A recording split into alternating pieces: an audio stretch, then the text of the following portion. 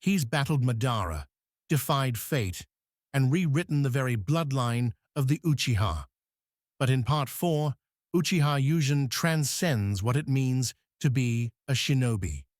With the Eternal Mangekyō Sharingan awakened, a forbidden bloodline fusion initiated, and the sage path beginning to open, Yuzhen no longer walks in anyone's shadow. The clan trembles, the village watches, and a storm of change begins to rise. You're listening to Fanfiction Reader, where stories come alive through sound. Sit back, relax, and enjoy the tale. #76 Chapter 76 Is This Good Luck? Regarding the entries, his second red entry Indra, how should I put it? When he obtained this entry, after installing it, and having blown up Hanabi Bridge, he immediately gained a considerable amount of luck. Thinking of this, Yuzhen's thoughts immediately turned to the panel in his sea of consciousness. Host, Uchiha Yuzhen. Gender, male. Age, 13 years old. Strength, cage entry. Indra red luck 1 share child of space-time gold genius gold fate of illusion gold. Steel training purple Mangekyō Sharingan purple Uchiha style purple natural energy affinity purple flying thunder god technique purple Ōtsutsuki remnant blue medical genius blue chakra seed blue weapon entry thunder attachment blue vampiric immortality blue chakra mimicry blue chakra absorption and integration blue combat power 170. There weren't many changes to the other entries, so let's not discuss them for now. Currently, on the panel, the only red entry, due to its unique function, allows the panel to display its related ability luck. It was displayed as early as after completing the Hanabi Bridge mission. The entry extraction system sent him a message. That was the conversion of luck. It was indeed judged based on his subjective difficulty, but it couldn't be too outrageous. For example, this time blowing up the bridge. Because Onoki and other rock ninja were focused on the battlefield Yuzhen was on before, the defensive efforts on Hanabi Bridge decreased after it was easily blown up by Minato's team led by him. Since they didn't encounter any ninja resistance during the process, the difficulty was too low. Even if Uchiha Yuzhen hypnotized himself in his heart, the ending of this mission was very difficult. In the system's judgment, this mission was too easy for Yuzhen, and it only gave him 2 shares of luck. Uchiha Yuzhen was very much looking forward to these 2 shares of luck. However, at this moment, seeing that the panel only showed 100 points of combat power from defeating Magi, he immediately felt that something was wrong. What's wrong with this system? Logically, didn't I defeat Uchiha Madara? How come I only gained this much combat power? Feeling that something was wrong, Yuzhen immediately questioned the system in his mind. The entry extraction system immediately gave Uchiha Yuzhen a reply. What? Uchiha Madara tricked me and successfully retreated, and I didn't achieve an overwhelming victory, so there's no combat power gained from this battle? Uchiha Yuzhen immediately felt a bit helpless. But thinking about it, it was true. In his battle with Madara, he didn't really gain much of an advantage. However, there was nothing he could do about it. Uchiha Madara, as a reincarnation of Indra who had awakened the Rinnegan and surpassed him, with Madara's inherent power of all things aptitude within him, the Izanagi he activated by sacrificing a 3-Tomo Sharingan was simply too long-lasting, and the Izanagi technique is an ultimate genjutsu that turns all unfavorable fate into a dream or bubble. That is to say, a technique that defies fate. His own eye technique, Ikemokuren, when facing this ninjutsu, was quite disadvantaged. It wasn't that he couldn't win in terms of mechanism, but his eyes were ultimately just Mangekyō Sharingan, even if they wouldn't go blind due to the entry. However, the output of eye power had not reached the state of eternal eyes, and Izanagi, like this, is a technique activated by sacrificing one eye. It's like the Barian mode activated by the 9-tailed sacrifice in Boruto. Its output surpasses the Mangekyō. He could, to this extent, use Ikemokuren to make him careless, thus allowing himself to gain some advantage. But he didn't have the certainty of killing him. It seems that for my eye technique to truly be invincible, I must increase the output of my eye power. Uchiha Yuzhen pondered in his heart for a moment, and immediately made a decision. He looked at the red entry Indra. It's not. Help me turn my luck into powerful fortune, so that the opportunity to advance to eternal eyes descends upon me. What? An inexplicable fluctuation emanated from Yuzhen's body, spreading throughout the world. Looking at the ripples that only those with the system could see, a clear understanding emerged in Uchiha Yuzhen's heart. These ripples would affect the world, thus allowing the opportunity for the Mangekyō to evolve into eternal eyes, to descend upon him in a few days with unreasonable luck. Then let me see what happens. 3 days later, On the main road leading to Konoha, Uchiha Yuzhen looked at the person in front of him, Uchiha Yashiro, as well as the security force members he led and the Kirigakure ninja who were about to be escorted to Konoha for imprisonment. His heart was greatly shaken. These Kirigakure ninja who were about to be escorted to Konoha, coincidentally, included members of the Kaguya clan, and Yuzhen, who had extracted the Kaguya entry and integrated it into the Ōtsutsuki entry. With a somewhat inexplicable expression, Yuzhen asked Uchiha Yashiro, Vice Captain Yashiro, why are you escorting these Kirigakure ninja to Konoha now? Hearing this, Uchiha Yashiro's expression was also a bit helpless. It seems Yuzhen-kun doesn't know about our Hokage-sama's policy. Generally speaking, unless it's for very important intelligence needs, captured ninja are usually imprisoned in the dungeon, waiting for the enemy village to ransom them. Saying this, Uchiha Yashiro patted Yuzhen's shoulder. He continued with some emotion, after all, no matter how much we major ninja villages fight each other,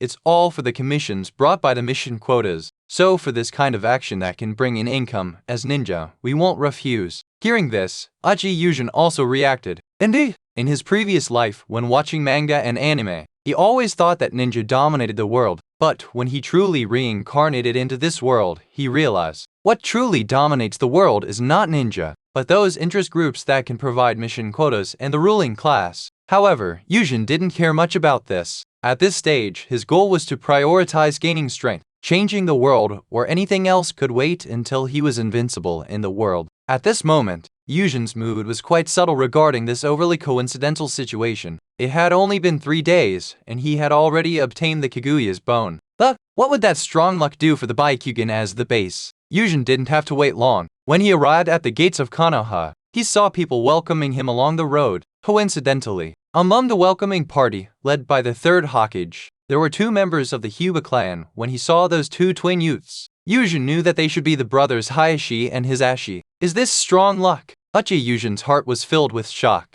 This strong luck was indeed powerful luck. At this moment he truly experienced what it was like to be the protagonist of the world. Whatever he lacked, it would just appear. Chapter 77 The Eye of Eternity. At this moment, Uchiha Yuzhen felt dizzy from the powerful effect of the red phrase Indra. After all, when the world truly revolves around you, who wouldn't be confused? Just like that, while still dizzy from the heaven-defying effect of strong luck, Yuzhen shook hands with the welcoming party led by the third Hokage. Uchiha Yuzhen, you worked hard. Hiruzen Sarutobi shook hands with Yuzhen, then patted his shoulder solemnly as a gesture of encouragement, saying, Go and rest well today. Come to my office tomorrow and tell me thoroughly the information about that man. As the strongest Hokage in terms of mature politics, every ninja who earned merit on the battlefield and returned to the village, he would arrange a scene of welcome at the gate, with people lining the path. Precisely because of this, it was a crowded and complex situation here now. Even though Hiruzen Sarutobi desperately wanted to know the information about Uchiha Madara, he held back. He just cautiously reminded Yuzhen to explain it at his office tomorrow. Hearing this, Uchiha Yuzhen recovered from his dazed state. After silently calling the system to extract a phrase from Hiruzen Sarutobi,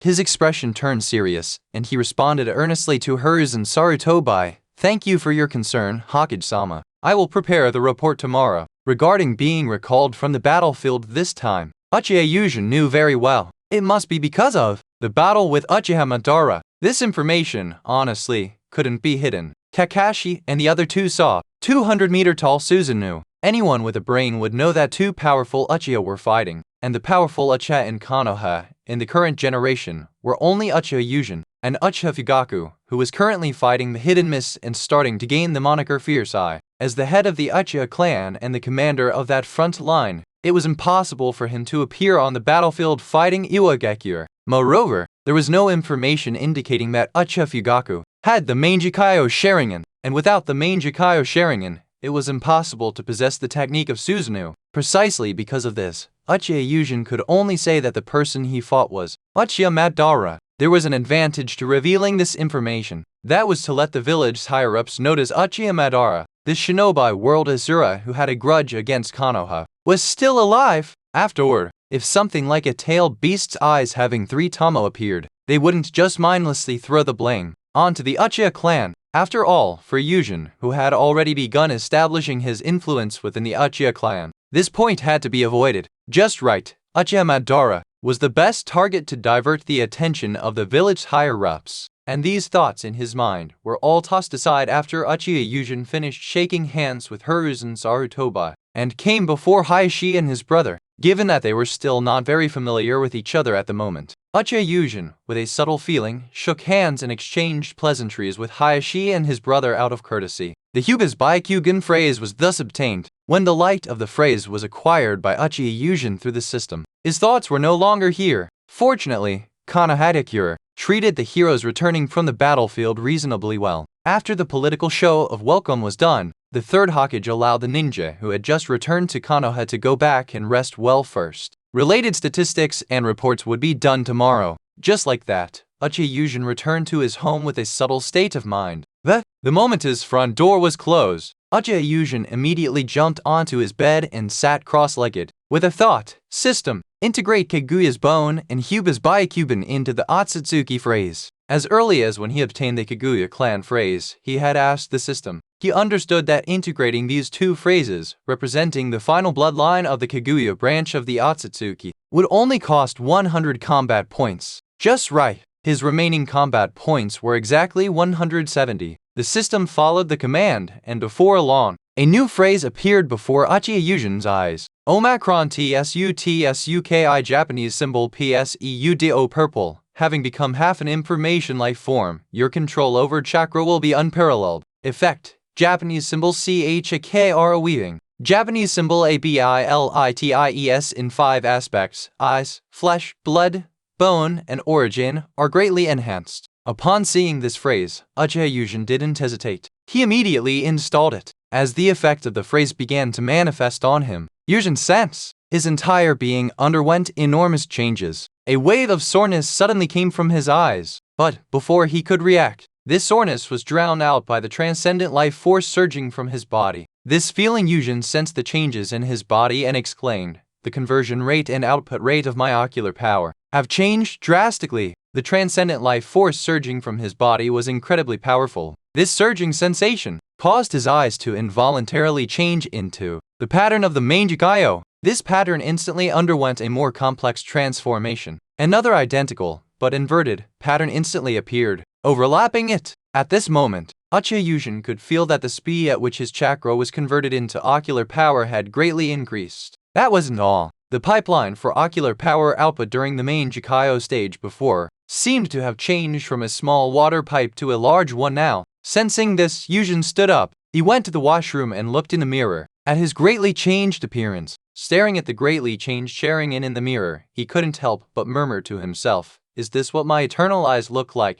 However, that doesn't matter. I can feel that my ocular techniques have truly broken their shackles. Uchiha Yuzhen was very clear about his ocular techniques. Because he had related phrases, he could use his ocular techniques without restraint long ago. But his ocular techniques were converted from red phrases due to their overly powerful functions. The ocular power output rate of the Mangekyō before simply couldn't meet the requirements of the ocular techniques. It was like a car couldn't run on alcohol and produce the power of gasoline. However, this issue on his end had now been resolved. After this, the use of the ocular technique Ikemokurin would no longer be subjected to unnecessary restrictions. Also, regarding the changes in my appearance, can I change back? Looking in the mirror at his eerie appearance with hair like snow and skin like jade, he couldn't help but feel a headache coming on. 78 Chapter 78 Physical changes. However, it seemed to have heard the reason for his headache. With a tearing sound, chakra began to wriggle within his body. In an instant, Uchiha Yuzhen's appearance returned to his handsome, black-haired look. Seeing this, Yuzhen raised his hand and clenched it. While experiencing the changes in his body, he was also sorting out the information sent by the system. Ōtsutsuki. It was quite normal for this term to change from blue to purple. After all, this term incorporated several purple terms. As for changing from Remnant to Pseudo, it was because he had indeed become an Ōtsutsuki. But this kind of Ōtsutsuki. First, he hadn't eaten a fruit. Second, he had no horn. And finally, he was pieced together. He was in a more miserable state than Kaguya Hime when she first arrived in the ninja world, even without a horn. The system told him that if he wanted to change from pseudo to true, he needed to upgrade the term chakra seed after it reached the gold level, and then fuse it with the Ōtsutsuki pseudo term, which also needed to be upgraded to the gold level. Only then could he become a true Ōtsutsuki. Only by possessing my own chakra seed, capable of alchemy on all things, can I be considered a true information life form. The information provided by the system gave Uchiha Yuzhen a clear concept of his next goal. That is, to start accumulating combat value, to upgrade the Ōtsutsuki term. After all, the system had told him long ago, defeating a super cage level expert could earn him 10,000 combat value. Defeating an expert of the 6 paths level could earn him 100,000 combat value. If he wanted to upgrade himself to what the system deemed a true Ōtsutsuki, as 6 paths level expert, he figured the cost in combat value would be a considerable sum. What's more, on the ninja world planet, all abilities revolved around the Ōtsutsuki bloodline. Thinking of this, Uchiha Yuzhen touched his brow. He could feel that his pineal gland seemed to have undergone a mysterious change. Thinking of the third eye on Kaguya Heian's forehead, Yuzhen had a guess. Would the Ōtsutsuki term, as long as it was upgraded to the gold level, cause him to also develop an eye on his forehead? At that time, would it be a Byakugan or a Rinnegan? These were things he would only know after obtaining combat value and performing the upgrade. Now, he needed to compose himself and get some good rest. After dealing with the village higher-ups tomorrow, he would go to the training ground to verify the changes throughout his body, specifically in terms of his bloodline, besides the obvious change like the Sharingan, how much the various aspects of his body had been enhanced. The next day, Yuzhen arrived at the Hokage office early and explained the matter of Uchiha Madara to the 3 Konoha higher-ups who were all present, except for Danzo Shimura. In short, Uchiha Madara's appearance is indeed very old at this moment. Uchiha Yuzhen's expression was very serious, but his power is still not to be underestimated. Hearing this, Hiruzen Sarutobi, Uchiha Koharu, and Himura Mitokado exchanged glances. All of them breathed a sigh of relief in their hearts. For them, who grew up in Konoha since childhood, Uchiha Madara was not unfamiliar in the slightest. After all, when this shinobi world Asura fell out with the first Hokage-sama, he fought a battle not far from Konoha, creating a large canyon in the Valley of the End. At that time, the giant Buddha thousands of meters tall, and the armored nine-tailed hundreds of meters high. It was impossible not to see them. Regarding Uchiha Madara and Senju Hashirama, that earth-shattering, brutal battle that lasted for several days, they remembered it vividly. Regarding the news that this guy Madara was still alive, it was impossible for them not to be afraid.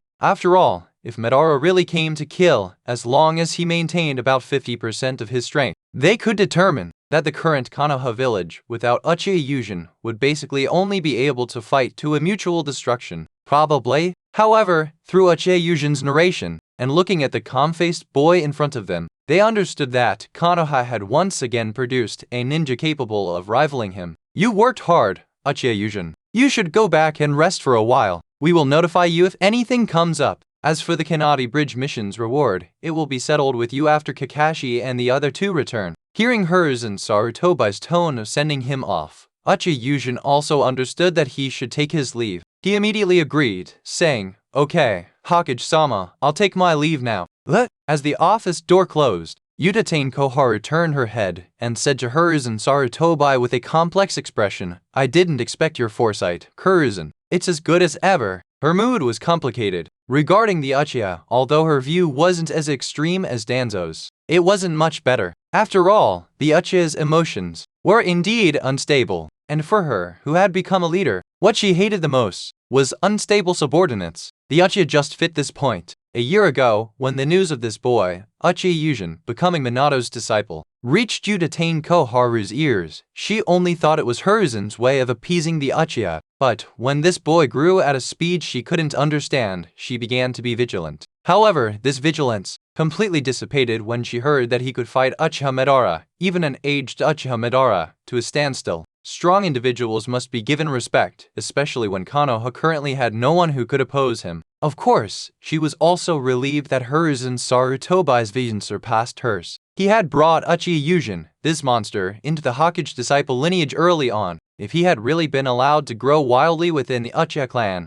she simply couldn't imagine what the consequences would be. Himura Mitokado, who was beside her, also nodded in agreement with Uchiha Koharu's sentiment. "That's right. Thanks to your extraordinary foresight, Hiruzen, a monster like Uchiha Yuzhen won't become a ticking time bomb for Konoha." Himura Mitokado truly couldn't imagine what a desperate situation it would be if a monster like Uchiha Yuzhen hadn't been brought into their system. Hiruzen Sarutobi felt a little smug about the recognition from his two companions. It was certain that his foresight was superior to theirs. After all, among teacher Tadorama's many disciples, only he became Hokage. However, the more important matter now was that Uchiha Madara was still alive. He had recalled Yuzhen, who could oppose him, to prevent their base from being kicked down. Now that this problem was resolved, the next step was, thinking of this, Hiruzen Sarutobi spoke. I want to reinstate Danzo and have him mobilize Root to track down Uchiha Madara's whereabouts in the ninja world. Hearing this, Uchiha Koharu and Himura Mitakato pondered for a moment. No problem. No matter how strong an expert is, they need to eat. As long as they eat, they will interact with society. Then his related movements can be tracked. Seeing that his companions did not object,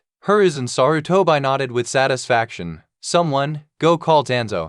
Leaving aside the Konoha higher-ups' decision to reinstate Danzo, Uchiha Yuzhen arrived at the Nakar River Shrine. After stepping through the torii, he sat cross-legged under the shrine's eaves. Now, he wanted to test how great the changes in his physical body were. Thinking this, Yuzhen's thought moved. Natural energy quickly gathered. #79 Chapter 79 Limited Monthly Reading. At this moment, something unexpected by Yuzhen occurred. The natural energy within a kilometer radius of the Nakar River Shrine was instantly swallowed into his body. His exclamation intense sage art chakra emerged around him. This powerful force began to coil around his clothes. By the time Uchiha Yuzhen regained his senses, his traditional Uchiha black robe had transformed into a white robe with Tamo patterns. Is this chakra mode? Uchiha Yuzhen was somewhat incredulous about the changes in his body at this moment. He felt that within his body, what was going on with the amplification of his blood, flesh, and bone? The powerful vitality formed by the combination and fusion of the three was more than 3 times what it was before. Such powerful vitality meant that his chakra had increased 3 times from its previous level. He didn't know how much chakra he had now. However, he thought it would not be any weaker than Senju Hashirama and might even surpass him. And with such a large increase in chakra, it could naturally accommodate 3 times more natural energy than before. And the overflowing sage art chakra forms this chakra cloak. However, Uchiha Yuzhen could sense there were more changes on his body than just this. Thinking of this, *whoosh! He drew a kunai and fiercely stabbed it into his arm. Because it was under his will, the robe formed by sage art chakra did not resist the kunai. The kunai pierced into his flesh, but before the blood could flow out, Yuzhen could sense that the wound was already healing. Sensing this situation, he immediately pulled out the kunai. The moment the kunai was pulled out, *whoosh! The wound healed in an instant. Such exaggerated healing power. Seeing this, Uchiha Yuzhen's expression immediately became serious. This exaggerated physical healing power reminded him of Ōtsutsukified Uchiha Madara. At this moment, Uchiha Yuzhen understood that his healing power had reached a level similar to Senju Hashirama or even surpassed it. And my blood, that power to heal others, and the strengthening of my bones. Yuzhen looked at the white bone emerging from his palm. All have undergone earth-shattering changes. At this moment, Uchiha Yuzhen had sorted out the changes that had occurred in his body. In terms of strength,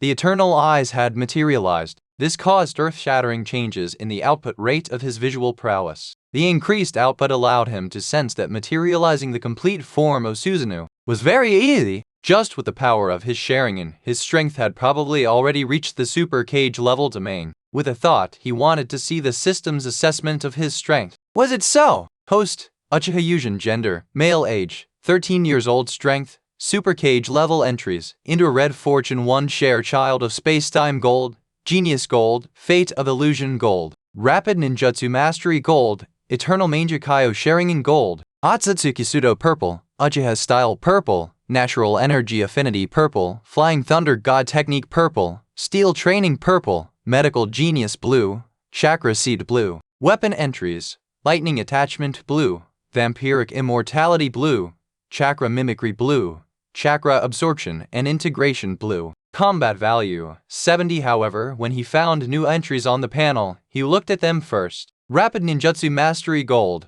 With this entry, you will have incredibly keen learning ability for techniques. Effect, Super Domain Amplification of learning ability for the chakra system. Is this the entry just obtained from Hiruzen Sarutobi? Increased learning ability for the chakra system? At this moment, Yuzhen thought of Hiruzen Sarutobi's title as the Professor of Ninjutsu. Those ocular techniques and divine techniques also belong to the chakra system, right? I wonder if this entry will work. I'll try it later. He was also very interested in the effect of this entry. Being gold ranked, it should not be weak. If it's truly as he thought, the breadth of his abilities will be amplified. However, his combat system is already mature now, so he doesn't need to think about this for the time being. The important thing is that his strength is already judged as Super Cage level by the system. Indeed, my strength has reached Super Cage level. More importantly, my power in the Super Cage level domain now is definitely not weaker than Uchiha Madara with the Rinnegan. That's right, at this moment, Uchiha Yuzhen had such strong confidence. The Super Cage level domain. To be honest, the span is also very exaggerated. Entering the Super Cage level domain is like Nagato, sweeping through Konoha village with tens of thousands of ninja alone. The high-level state is Uchiha Madara with eternal eyes, and Senju Hashirama with wood-release sage art. The peak state is Madara, who has awakened the Rinnegan. Madara, who has awakened the Rinnegan, definitely surpasses Senju Hashirama in terms of strength, but judging from his performance in the original timeline, his life level was only Super Cage level. He did not reach the domain of the 6 paths. The characteristics of the 6 paths domain are very obvious. Either you possess truth-seeking balls that are your own, not borrowed like Naruto's, or you show the signs of Ōtsutsuki like Albedo and Madara after absorbing the 10 tails. Because of this, Madara with the Rinnegan is only in the Super Cage level domain. And why did he have the confidence to compare himself to him, even though he had just awakened the Eternal Eyes? It's very simple. The entry Ōtsutsuki made his physical functions completely surpass Madara's. What's more, the enhancement of Sage Mode will definitely not make him weaker than Madara with the Rinnegan. Furthermore, Madara's troublesome ocular technique Limbo Border Jail can be sensed by Sage Mode. After clarifying that his true strength was at the Super Cage level, Uchiha Yuzhen walked toward the security force with joyful steps. While Uchiha Yuzhen was delighted with his gains and the Konoha high-ups were on alert due to Madara's appearance, Black Setsu felt somewhat troubled. Uchiha Madara did not find an error and instead, in the battle with Uchiha Yuzhen, consumed a certain amount of his lifespan. This was a major blow to the peace plan of the infinite Tsukuyomi. Thinking of this, he looked at the old man sitting under the outer path demonic statue. That's right, in Black Setsu's eyes. At this moment, under the outer path demonic statue, the panting Uchiha Madara had become a truly old man. Madara, what should we do next? Albedo probably can't be swayed anymore. Hearing this, Uchiha Madara stopped his unstable breathing. Exhaled till taking a deep breath and stabilizing his state. Uchiha Madara lowered his eyelids. As his split body of my will, don't panic. After seeing my Susanoo, it's indeed impossible to sway Albedo. Thinking of this, Madara was also helpless. After all, upon seeing his Susanoo over 100 meters tall, as long as one isn't brainless upon seeing him, they will immediately think that the one who tried to kill them that day was him, Uchiha Madara. However, we also thought about what to do after failing. Saying this, Madara took out a crystal ball from his arms. With his newly replaced Scarlet Sharingan, he said to Black Setsu with a strange expression, Limited Tsukuyomi. This ability we accidentally discovered while researching the infinite Tsukuyomi is our savior. Hearing this, Black Setsu's eyes lit up. He immediately said urgently, Madara, are you saying we should look for an heir from there? Exactly. Uchiha Madara responded calmly to Black Setsu. Limited Tsukuyomi. As a byproduct of his research on the infinite Tsukuyomi, it could use the original chakra of the outer path demonic statue to make a crystal ball appear with a Tamo that can communicate with spacetime, making this crystal ball like a mirror, reflecting a parallel world opposite to this one. Madara had researched that world before. There were completely reversed versions of himself and Hashirama in terms of personality. But Madara, the people in that world and this world have opposite personalities. Do you have a candidate, sir? Black Setsu asked somewhat confusedly. He knew a little about the people in that world. Their abilities were mostly similar, but their personalities were basically completely opposite. Just like that Minato Namikaze. In this world, he is brave and responsible, but in that world, he is someone who only has power but lacks courage and responsibility. Hearing this, Uchiha Madara chuckled. It's good that they're opposite. As for someone like Uchiha Yuzhen, whose personality we haven't figured out, never mind. That guy Albedo, I presume he's been a dark person in that world? Hearing this, Black Setsu also reacted. That's right. We originally wanted to lead Albedo onto the path and immerse him in darkness. If it's that world, it's directly a mature Albedo. We don't even need to do any subsequent operations, and we'll have a perfect heir. Exactly, Madara echoed Zetsu and waved behind him. As if responding to Madara, the outer path demonic statue behind him extended a tentacle and directly touched the crystal ball. Asterisk buzz exclamation asterisk. The moment the outer path demonic statue's chakra was infused, the crystal ball in Madara's hand immediately emitted a scarlet light. Hash 80 Chapter 80 Fugaku's confidence. The red light of the crystal ball formed scene after scene. In one scene, Minato Namikaze, whose eyes seemed less resolute, timely arrived at a cage made of earth release techniques and rescued all his disciples. Seeing this, the Tamo and Uchiha Madara's Sharingan spun rapidly. He used the power of the outer path demonic statue to freeze this scene in the crystal ball. Following Uchiha Madara's gaze, he stared directly at a boy whose clothing bore the War Fan family crest. That boy, in terms of appearance, was the Uchiha Obito he knew. It could be said they were identical. However, there were still some differences in small details. For example, that Uchiha Obito in the scene was not wearing goggles. The Sharingan in his eyes sockets was directly in the mature 3 Tamo state. In terms of demeanor, it was even worlds apart from the Obito here. If the Obito here was a pure and gentle innocent, then the Uchiha Obito in the scene was a complete and utter standard Uchiha. That sense of paranoia emanating from his bones, Uchiha Madara could sense it directly through the scene. This feeling, it seems he's a mature inheritor. Black Setsu, who was beside him, also saw this scene, but asked with some hesitation, "It's just that. Will his talent be weaker than the Obito here? No, haven't we already figured out this world?" Regarding Black Setsu's doubt, Uchiha Madara resolutely denied. For the same person, apart from the root of their personality, their ninja talent is the same. That's true. Black Setsu also reacted at this moment. Then Madara, let's bring this Uchiha Obito over now. I'm afraid of unforeseen changes if we delay. Hearing this, Uchiha Madara nodded. That's exactly right. Madara, who agreed with Black Setsu, exerted a slight force on the crystal ball in his hand. Fresh!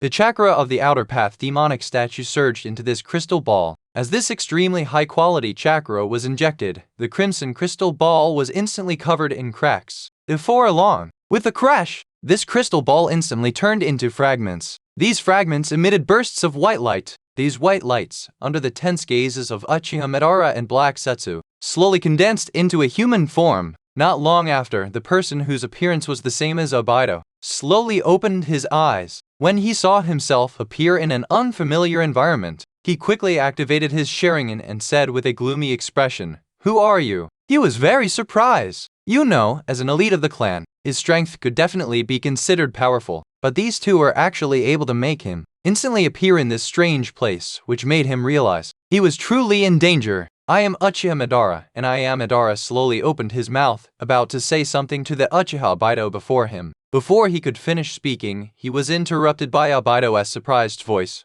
"What? Uchiha Madara the peace envoy? Didn't he die of old age? Who exactly are you to actually take a deceased Uchiha hero and make this kind of joke with me? Uchiha Obito? Huh? Peace envoy?" Uchiha Madara pointed to himself with a strange expression. From the Uchiha Obito before him, though, it should be said, from Uchiha Obito's mouth. After hearing this nickname, Madara felt a bit restless. He truly hadn't expected that in that world where everyone's personality was the opposite of his, he was actually someone who loved peace, and even gained a title opposite to Asura. Alright Madara, and this Uchiha Obito, let's just be direct and speak frankly. At this moment, Black Setsu stepped forward and suggested to the two. Exactly. Hearing this, Uchiha Madara regained his composure, lowered his eyes, and said solemnly, "I was almost led astray by you, boy. Now, just listen quietly as I explain why you instantly appeared in this unfamiliar environment. I am all ears."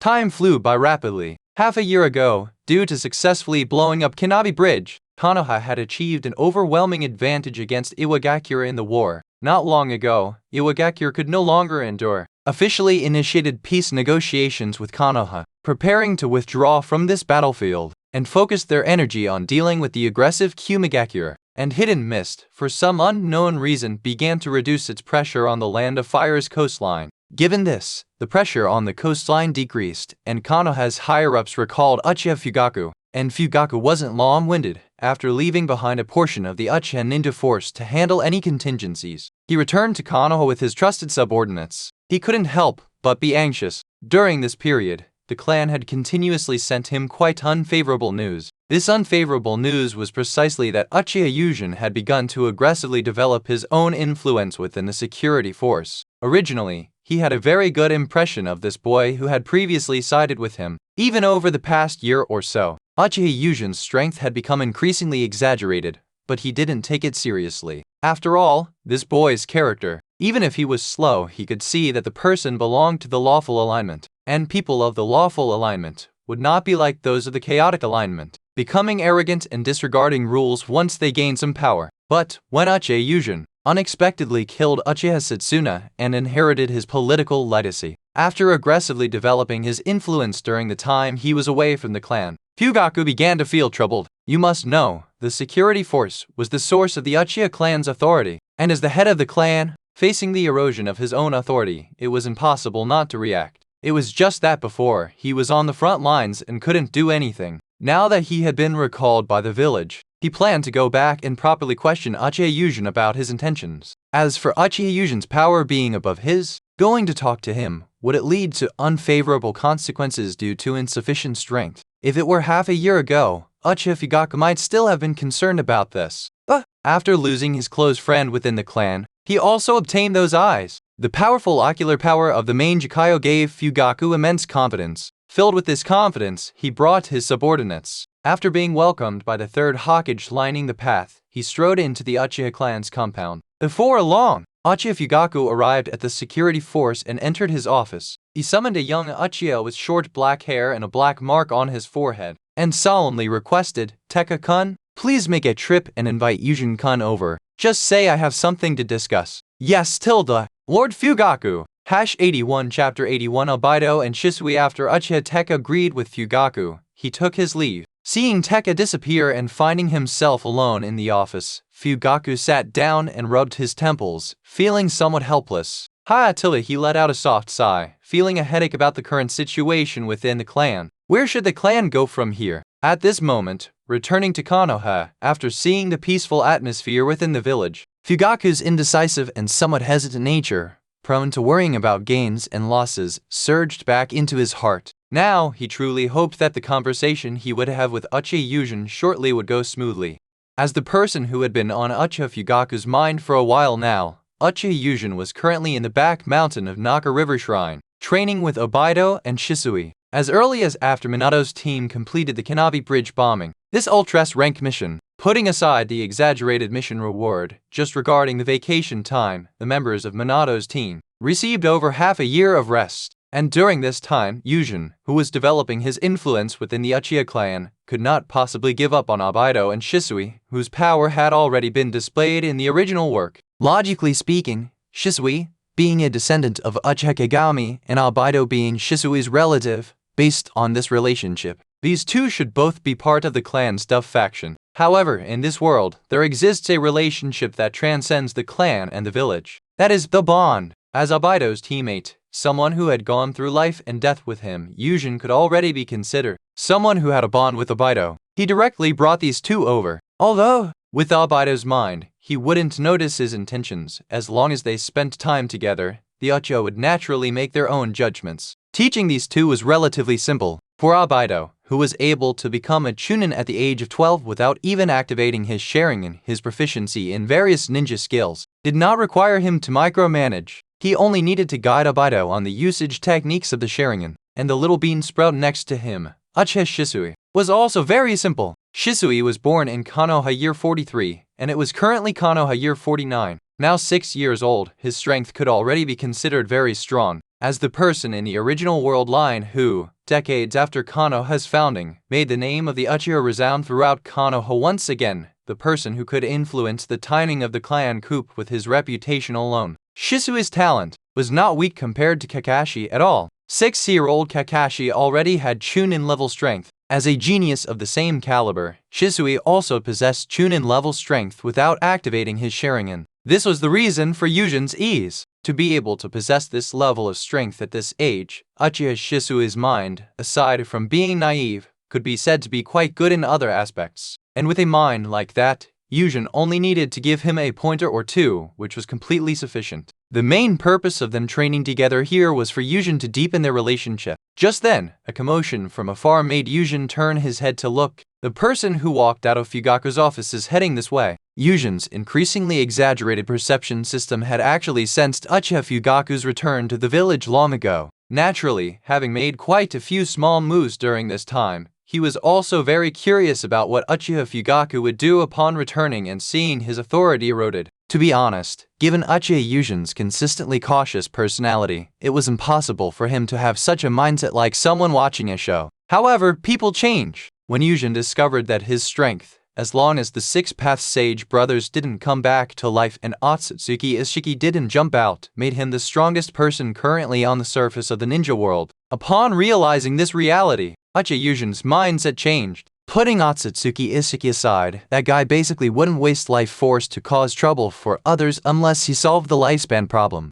As for the Six-Path Sage, as long as you didn't disrupt the order of the ninja world that he constructed, he basically wouldn't cause you trouble either. When he truly discovered that he was the strongest in the ninja world and had no threat to his life, Uchiha Yuzhen naturally wanted to change his style. After all, he was also human. Being human, he would have desires, not yet completely transcending the mundane world. During this time, he had truly experienced how wonderful it was to wield the power of a transcendent organization. At this stage, he truly wanted to completely take control of the Uchiha's power. Clap! Clap! Clap! Having noticed that Fugaku had sent someone towards him, Uchiha Yuzhen immediately stood up and clapped his hands towards Albedo and Shisui. Albedo, Shisui, training is over, pack up. What's wrong, brother Yuzhen? Namaste. I just sensed that someone is coming to find me. Hearing this, Albedo, who was walking side by side with Shisui, clicked his tongue slightly. Naka River Shrine is so far from the village, and brother Yuzhen can even sense specifically that someone is coming to find him. It's getting more and more exaggerated. He was still as shocked as ever by Uchiha Yuzhen's perception ability. During the time he had been back in the village, aside from his dates with Rin, whenever he had free time, he would come here to train with Uchiha Yuzhen. Because of this, over the span of roughly half a year, he noticed that Uchiha Yuzhen's perception ability seemed to have become even more refined compared to during the Kanabi Bridge mission.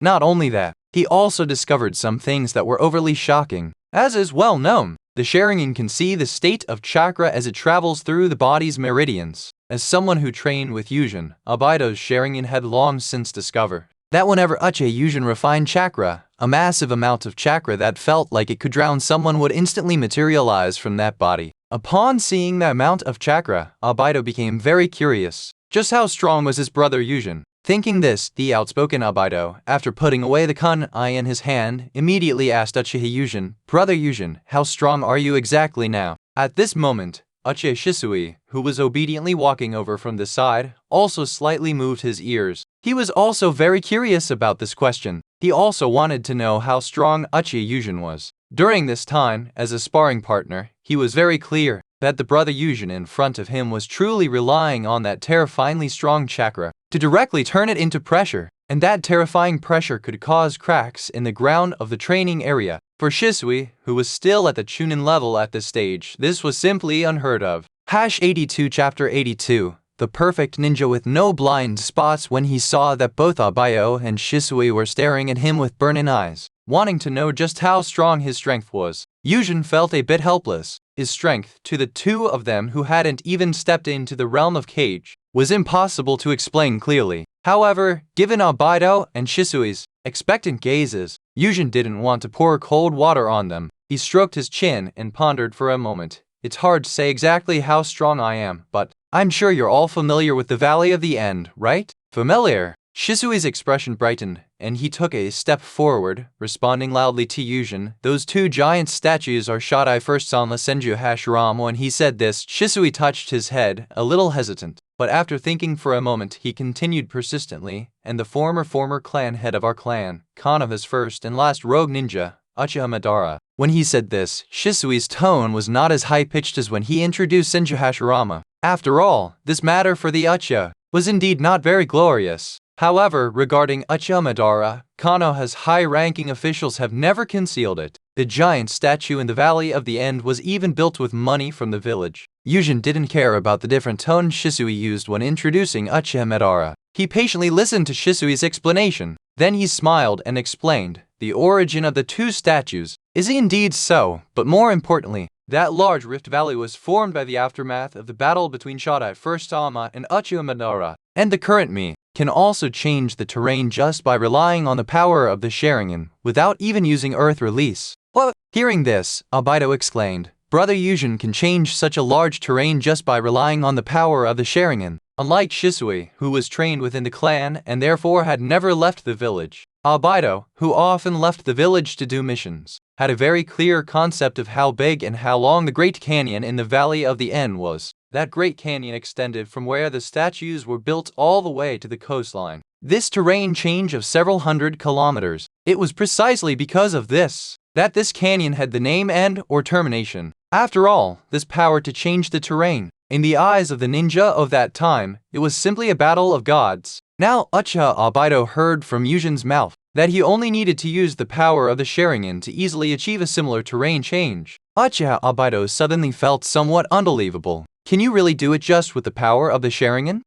Doesn't this mean, Brother Yuzhen, your power has already surpassed Hokage-sama, the first Hokage? The shocked Obito quickly spoke the doubt in his heart. You know, as a teammate in the same squad, Obito is very clear. Uchiha Yuzhen's power composition is not just the Sharingan. That power called Sage Mode, which can increase his own strength by more than 3 times. He had also witnessed it. Obito heard this and reacted. Just using the power of the Sharingan can achieve such a large-scale terrain change. If you add Sage Mode, he simply couldn't imagine his own brother Yuzhen, just how strong he had become. Anyway, the current Obito, just listening to Uchiha Yuzhen's explanation, and seeing the Susanoo over 100 meters tall on the battlefield before, felt that Yuzhen's power had already surpassed the first Hokage, the ninja god. Hearing this, Yuzhen did not continue with the detailed explanation. He turned his head to look at the figures that had already appeared at the edge of the forest, and smiled gently. I wouldn't dare say I've surpassed Shodai First Sama, but I'm certainly not weak. Also, the person looking for me has arrived. I'll explain any questions later. This was a lie. Yuzhen is very clear about how strong his current power is. He is very clear, not to mention his powerful Dijutsu with its strong mechanics. Just the Dijutsu power of the Eternal Eyes has already allowed his Susanoo to easily grow to 200 to 300 meters. Plus the power of Sage Art and Wood Release. Changing the terrain is really simple, and in the past 6 months, he has never neglected the training of his Taijutsu. The trait Steel training has been in effect the entire time. His physical body, with the help of the Heaven-Defying System trait, has already begun to tap into the physical potential of the Ōtsutsuki clan, which is capable of traversing the starry sky. In Yuzhen's opinion, the physical body of the Ōtsutsuki clan is very interesting. Kaguya, Momoshiki, and Urashiki, these 3 combat rookies don't need to be looked at. Ishiki's performance can be said to be unexpectedly strong. This guy, in Boruto, can smash a Rinnegan-level Susanoo just with his fists. It was precisely because of this. In the past 6 months since returning to Konoha, Yuzhen has carefully experienced the changes in his body while training his physical body, and he has indeed discovered the strength of the Ōtsutsuki clan's physical body during training. The Ōtsutsuki are not natives of the ninja world, they are an interstellar civilization. Therefore, their physical bodies are not restricted like the bodies of the ninja world natives. As long as you can endure hardship and keep training, this physical body can keep growing. Currently, Yuzhen's physical body no longer needs to breathe, and through the enhanced perception of Sage Mode, he can also sense that his body is no longer bothered by the general radiation within the atmosphere. This means that he can already survive in the starry sky. More importantly, this physical body that is constantly growing has become very strong. Now, his bare fists, without chakra amplification, can smash a small hill. He is very satisfied with this. He has to be satisfied. This physical body's growth curve, in his opinion, it only needs a few more years of training. The power of his physical body can reach a level comparable to the strong individuals in the world of One Piece. And that's not all. Not leaving the village for these past 6 months has allowed Yuzhen to perfectly digest the golden trait he obtained from Shisui before Fate of Illusion. He is indeed like Madara and Sasuke due to having straight Tomo Sharingan. He doesn't really like Genjutsu. However, he has also digested this trait during this time. Now, his Genjutsu ability has achieved a leapfrog growth. The Dijutsu power of the Eternal Eyes, coupled with the bonus of this trait, allows him to create, just like Tsukayomi and Kadomatsukami, light, a Genjutsu space that is unique to him. In that space he can, like a powerful brick thrower with massive Dijutsu power, make that Genjutsu space, like Tsukayomi, have all-time perception controlled by him. At the same time, he can also, like Kadomatsukami, light, directly attack with the jutsu power the consciousness of the person captured. The current him, if only considering the profession of a ninja, is typically a perfect ninja with no blind spots, where ninjutsu, taijutsu, and genjutsu have all reached their peak. The thoughts in his mind flashed through Yuzhen's consciousness in an instant. In reality, after saying this to Obito, Yuzhen turned his body and strode toward the young clan member who was walking towards him. #83 Chapter 83 Let's see who's better first. Chapter 83 Uchiha Fugaku didn't wait long before Yuzhen arrived at his office, led by Tekka. Lord Fugaku, Yuzhen-sama have arrived. I'll go back to work now. Thank you for your hard work, Tekka-kun. Fugaku, feeling relieved by Uchiha Tekka's perceptiveness, agreed to his departure. After the soft sound of the door closing, Yuzhen looked at the serious face Fugaku. Lord Fugaku, long time no see. Did you call me here for something important? Fugaku looked at the smiling Yuzhen, and the harsh words he was about to say were immediately stopped. Seeing Fugaku's hesitant expression, Yuzhen shook his head helplessly in his heart. Fugaku's personality was already known to him from the original work. In the original timeline, this guy was easily manipulated by the village, indicating his foundation was too weak. Plan meetings were held daily, yet no plan could be produced, representing being good at planning but indecisive. As the head of the clan, he clearly didn't want a coup in his heart. Yet he was pressured by the Hawks and became the leader of the rebellion. This guy, aside from strength, his qualities in all aspects could be said to be a complete mess. Now, clearly in his heart, he is quite unhappy about him developing influence within the security force. But because he spoke with pleasantries and a smiling face as soon as he opened his mouth, he started to become indecisive again.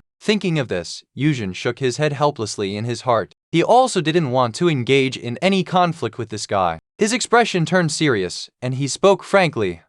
Lord Fugaku, I'm already here, yet you can't speak. Since that's the case, let's be straightforward. Are you perhaps worried about his increasingly expanding influence in the security force? Hearing this, Uchiha Fugaku's brow relaxed. At this moment, his mood was incredibly complex. Both sad and happy, he was sad that his weakness and personality seemed to have been seen through directly by the boy in front of him. This made him wonder if his leadership ability was very poor. He was happy that Uchiha Yuzhen said this. This also meant that he didn't want to directly use military force to solve the problem, like he did when dealing with Uchiha Setsuna. Although after activating the Mangekyō Sharingan, he felt there was no need for any more reservations regarding issues of military force. But his nature was just like this. He felt that if they could avoid fighting, that would be best. That's right. After clearing up the thoughts in his heart in an instant, Fugaku also responded to Yuzhen with a relaxed brow. As the clan head, it's normal for him to feel uneasy about this, right? Lord Fugaku is right. Uchiha Yuzhen nodded in agreement. As the clan head, it's perfectly normal to react when his own authority is being encroached upon. Then Yuzhen-kun, Fugaku's words were not finished. Lord Fugaku, saying anything is useless. Yuzhen interrupted Fugaku. Let's determine who is superior first before talking. The manga he had read in his previous life, as well as his experiences as an Uchiha in this life, made Yuzhen very clear. For all Uchiha, it's useless to say more if you haven't shown the strength that can make them shut up. Saying anything more is useless. They don't even want to listen. What's more, like father, like son. Fugaku's personality should be somewhat like his son Sasu. They both have a bit of sunny day syndrome, and Fugaku's emotions were indeed in his sensory system, showing immense confidence and high spirits. To make an Uchiha's mood so overflowing with confidence, it must be that only after awakening the Mangekyō Sharingan would this happen. Then his next course of action is very simple. Spar with Fugaku, who has awakened the Mangekyō Sharingan. Suppress the tale that has been raised in his heart. Only by suppressing this confidence will he be able to listen to his words. More importantly, Uchiha who have awakened the Mangekyō Sharingan will see a qualitative leap in their strength. The reason is simple. The extreme yin release chakra of the Mangekyō will react with the Uchiha's body, which is yang release chakra, and have a reaction. It will stimulate the Uchiha's chakra to grow significantly. At the same time, the upgrade of the Sharingan, its insight, dynamic capture ability, and Genjutsu eye ability will all be greatly enhanced. More importantly, special eye techniques will also be awakened. When these elements are combined, it means an Uchiha, after awakening these eyes, will naturally step into the realm of shadow level. He who just happens to have the term extraction system. After sparring with a shadow level expert, he will also gain 1,000 points of combat value. Fugaku looked at the handsome young boy in front of him, completely unaware. Yuzhen's thoughts had long since started calculating a killing two birds with one stone plan. hearing this suggestion to spar and determine superiority first before discussing matters. Uchiha Fugaku's eyes immediately lit up. He was extremely satisfied with this proposal. It had been some time since he awakened the Mangekyō Sharingan. He believed that after possessing this power, no matter what situation he faced, he would never lose. Then it's a deal. Where does Yuzhen-kun plan to hold the match? How about the back mountain of the Naka River Shrine? That's perfect, as it's the location for opening clan meetings. Hearing Yuzhen's suggestion, Fugaku nodded in understanding. Within a 5-kilometer radius of the shrine is a barrier unique to us Uchiha. No matter how much noise we make, the village won't sense it. Exactly, Uchiha Yuzhen thought the same. As everyone knows, Konoha was jointly founded by the Senju of the forest and the Uchiha. Uchiha Yuzhen understood even more clearly through the manga from his previous life. The more accurate statement is, Konoha was founded by Senju Hashirama and Uchiha Madara. Konoha's location is a town developed with the Uchiha clan's land as the center. Why is this the case? The reason is simple. This location is where those two reincarnated brothers agreed upon after skipping stones. They agreed upon it on the Hokage rock, which didn't have Hokage statues yet. Uchiha Madara at the time was like a prodigal son selling his ancestral land without a care, chatting about dreams happily. As the young master, he waved his hand grandly and turned Uchiha's territory into the foundation of Konoha. Precisely because of this, the Uchiha's shrine for 1,000 years, the Naka River Shrine, is not far from the village. Before the nine-tailed attack, the Uchiha clan's land was the center of Konoha. It should be known that, as the victors, the Senju of the forest's clan land was not in the center of the village. At the same time, even more so because of this reason, after Konoha was established, when the Uchiha created an independent barrier around their shrine, Senju Tabarama didn't say anything. Are you kidding? Konoha's territory was all contributed by the Uchiha. He created a barrier covering his own shrine, and you wouldn't allow it? Precisely because he understood that only the area around the Naka River Shrine was covered by a barrier unique to the Uchiha. He could then fully unleash himself with Fugaku, using the power of the Mangekyō Sharingan, disbar. In the forest behind the Naka River Shrine, Yuzhen and Fugaku's figures appeared on the spot. Is this the Senju's Flying Thunder God technique? Fugaku patted non-existent dust from his hands, sighing with emotion. What an excellent technique! At this moment, Uchiha Fugaku's face was extremely calm. However, after truly experiencing the Flying Thunder God technique once, in his heart, he had already started to feel restless. 84 Chapter 84 Battle with Fugaku. As the saying goes, seeing is believing. The Flying Thunder God technique, in the Uchiha records, no matter how powerful it was said to be, something that could rival the Mangekyō and so on. Previously, Fugaku had treated these records as mere after-dinner conversation. However, after truly experiencing the Flying Thunder God technique once, he understood. This slippery technique was truly troublesome. Fortunately, the unique ability of his left eye gave Fugaku unparalleled confidence. He believed that with that unique ability, no matter what enemy he faced, he would be unstoppable. Uchiha Yuzhen, standing nearby, didn't pay attention to Fugaku's praise. Lord Fugaku, let's get straight to the point, Yuzhen said, moving to face Fugaku and forming the hand seal of confrontation. Next, I shall be impolite. Seeing this, Uchiha Fugaku took a deep breath. He also formed the hand seal of confrontation. Yuzhen-kun, come at me. Let me see how powerful the Flying Thunder God Yuzhen, whose name has resounded throughout the ninja world during this time, truly is. But, as Fugaku's words abruptly fell, both their eyes instantly activated their Sharingan. As their eyes with intricate patterns met, both were incredibly vigilant. The ground beneath their feet instantly shattered. Bang, bang, bang. Dodging and weaving, they used the exquisite Uchiha-style taijutsu to clash multiple times. Rumba! Something unexpected by Fugaku appeared in Yuzhen's hands. His Mangekyō's exceptional insight instantly noticed the scene of distorted air being compressed by immense force around Yuzhen's fist. His crimson pupil constricted. Fugaku urgently dodged Yuzhen's fist by flashing away. That fist landed directly on the ground. In an instant, the fist, carrying distorted air, directly smashed a huge pit into the ground. Phew, that was close! Fugaku exclaimed nervously to himself in his heart. He truly hadn't expected Uchiha Yuzhen's iron fists to be this strong. He had originally planned to compare taijutsu with him, but seeing this situation now, forget it. If he were to be hit or grazed by that fist capable of distorting air, basically he would be severely injured and collapse. Whoosh! Fugaku flashed backward, wanting to create distance. After all, Uchiha Yuzhen's taijutsu, in his opinion, was far too abnormal. What is going on with your body? Uchiha Fugaku lowered his eyes and asked in a deep voice if my Sharingan didn't see wrongly. That punch just now had no chakra enhancement, right? This was where Fugaku found it abnormal. Without chakra enhancement, it caused such strong destruction to the ground. It was simply a fantasy. In Fugaku's understanding,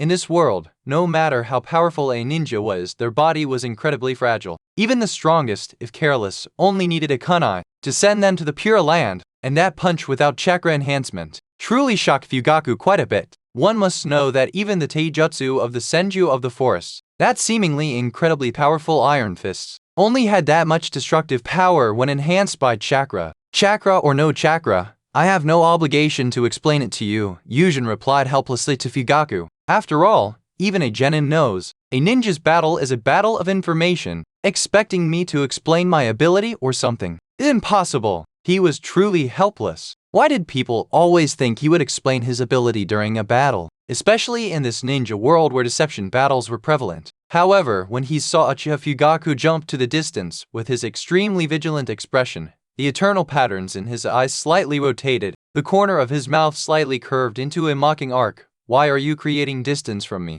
Such a boring action. Doesn't maintaining distance only make sense when the strengths are evenly matched? His words sell. The pupil power in Yuzhen's eyes began to rotate and bloom with the patterns. But Uchiha Fugaku, at this critical moment, for some reason, his expression froze. In an instant, Yuzhen's figure instantly appeared in front of Fugaku. Sit-ot can easily touch your heart. With an arrogant smile, Yuzhen placed his palm Fugaku's chest, whose expression had changed from stunned to horrified. What's happening? Just now, I was hit by a genjutsu, right? This feeling of being unable to move is the impalement technique from the binding technique. At this moment, after confirming that he had been hit by a genjutsu and was completely unable to move, Uchiha Fugaku roared in horror. Impossible. Absolutely impossible. We both have the Mangekyō Sharingan. Why are you able to make me fall for a genjutsu? Hearing this, Yuzhen smiled calmly. Are you unconvinced? Then let's do it again. I will let you know that the gap between Sharingan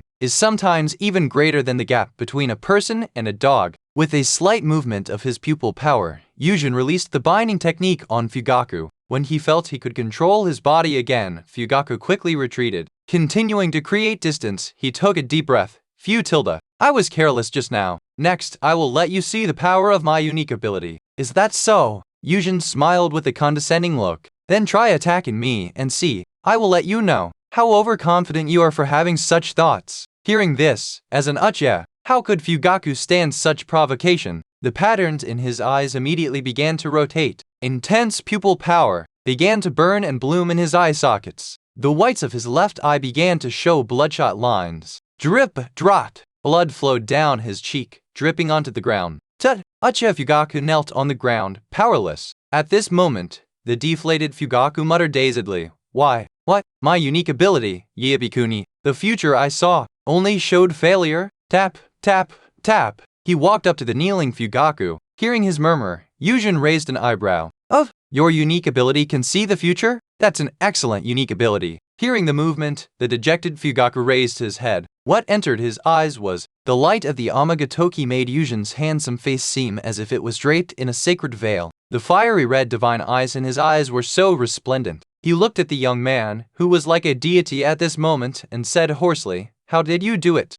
Lord Fugaku, what are you saying? How did you do it? It's impossible for me, who can see the future, to face failure. As if he had heard something funny. Ha ha ha. Seeing the future makes you invincible? Uchiha Yuzhen burst into laughter. Planhead Fugaku, since you successfully amused me, I'll make an exception just this once, and tell you a little bit about the information regarding my unique ability. Yuzhen raised his hand, pointing to his resplendent fiery red eyes. He said softly, compared to your eyes that can foresee the future, my eyes that can decide the future seem even more excellent. Decide the future? The moment he heard this news, Fugaku's eyes widened. #85 Chapter 85 Upgrading Chakra Seed. Impossible! Deciding the future. How can there be such a ridiculous ability? Words of disbelief came from Fugaku's mouth. His own foresight Sharingan. Uchiha Fugaku could understand. After all, on this land, it has always been rumored, the sage toads of Mount Maiboku, the shrine maiden of the land of demons, they all have the ability to foresee. This ability is rare in the world,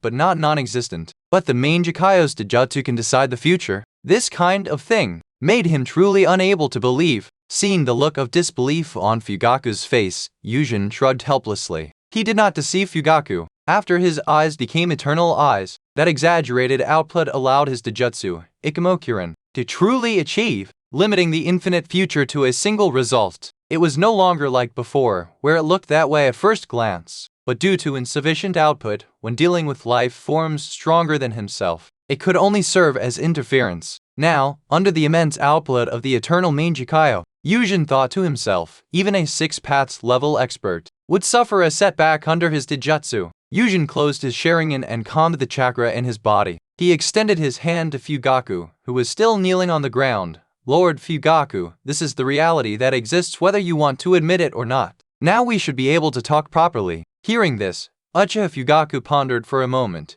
This spar is Yuzhen-kun's victory. Say whatever you want to say, and I will listen attentively. Facing defeat, Uchiha Fugaku was able to accept it calmly. At this moment, when Yuzhen heard Uchiha Fugaku's words, his heart immediately stirred. Clan head Fugaku, I know you are not very happy with my small actions in the security force. Yuzhen deliberated for a moment, then continued, but all my actions are for the sake of the Uchiha. Huh? For the Uchiha? Fugaku looked at Yuzhen with some surprise. Honestly, I don't feel like it. Fugaku was shocked by Yuzhen's shamelessness. He could talk about vying for power and profit so righteously? Uchiha Yuzhen saw the surprised look on Fugaku's face and immediately knew he needed to draw a bigger picture. Clan head Fugaku, in the village, I am part of the Hokage's lineage, right? That's correct, but what does that have to do with your small actions in the security force? You are also aware of my strength. At my age, there is a great hope of becoming the Hokage, correct? Hearing this, Fugaku, who was about to retort, suddenly felt his breathing become heavy.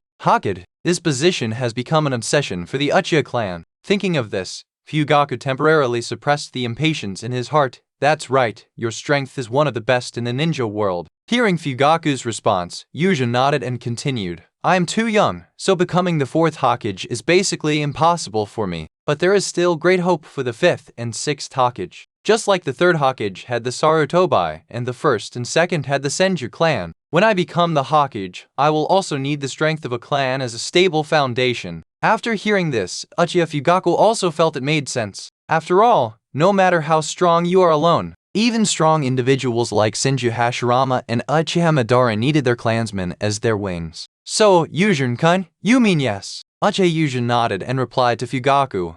I am still young, so I want to start cultivating my wings now. Speaking of this, Yuzhen turned his head to look into Fugaku's eyes and continued solemnly. I remember clan head Fugaku's son. Itachi-kun should be 2.5 years old now. Yuzhen-kun, you mean? Since we two have already decided to unite, as a sign of sincerity, let Itachi become my disciple. These words did not deceive Fugaku, since he planned to incorporate the Uchiha's power as his wings. Giving his ally a reassurance was a must. Not only that, in fact, not long ago Yuzhen realized that his mindset had changed. After a person attains great power, they always start thinking about various things. This was the case with Uchiha Yuzhen. He considered himself not a good person, but the education he received in his previous life made him somewhat dissatisfied with the deformed society of the ninja world. In this world, the daimyo's son is the daimyo, the Hokage's son is the Hokage, and the scapegoat's son continues to be the scapegoat. He strongly disliked such a society. When his strength was not yet enough to stand against thousands, he remained silent about such a world. A poor person takes care of themselves, and now possessing great power, after finding these things unbearable, he wanted to change this world. Therefore, the growth of power is necessary. Support from others is also essential.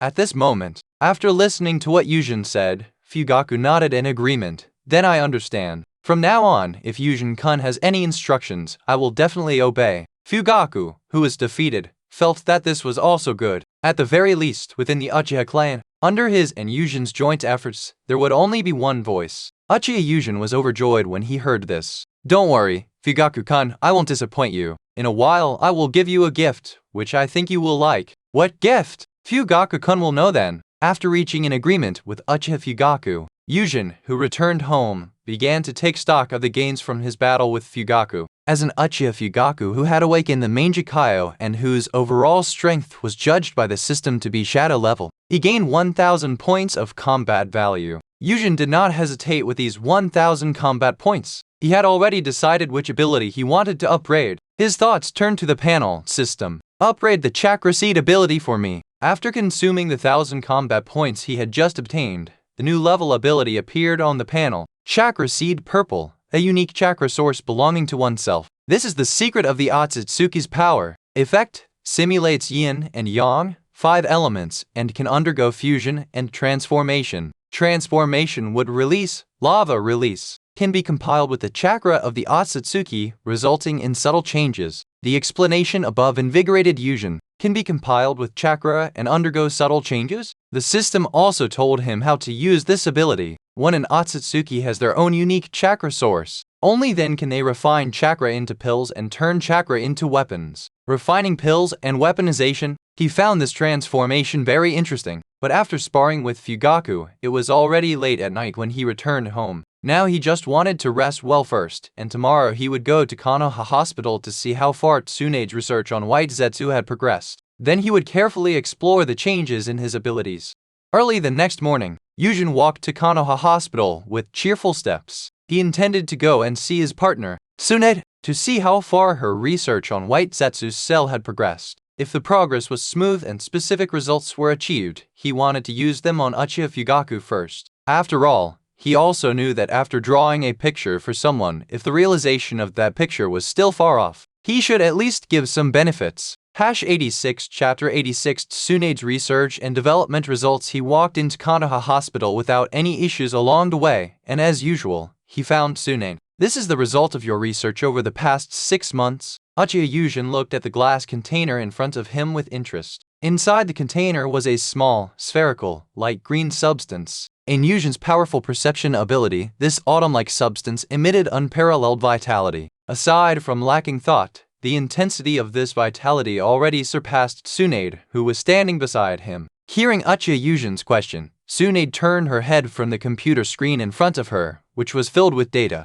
Her beautiful brows furrowed slightly, and she said with some displeasure, "You impolite little brat, you just interrupted my thinking." Sorry. Looking at Tsunade, whose brows were furrowed with displeasure, Yuzhen said somewhat helplessly, "I just sensed that the thing in front of me was emitting powerful vitality, and I was a little surprised, so I asked you." Yuzhen's words, which contain an apology, caused Tsunade to relax her slightly furrowed brows. She put down the notebook in her hand, walked over to Yuzhen's side, and looked at the light green spherical object with a serious expression. "This is a weapon. A very sharp weapon. Equipping it will allow people to." Speaking of this, Tsunade bit her thumb. Directly obtain would release. And the formidable vitality of our Senju of the forest. Over the past 6 months, Tsunade had felt as if she were in a dream. Ever since this hateful Uchiha little brat gave her that strange corpse to research, she felt as if her life had taken another path. No way! The more she researched that strange remains, the more she felt a chill in her heart. That strange corpse was too mature.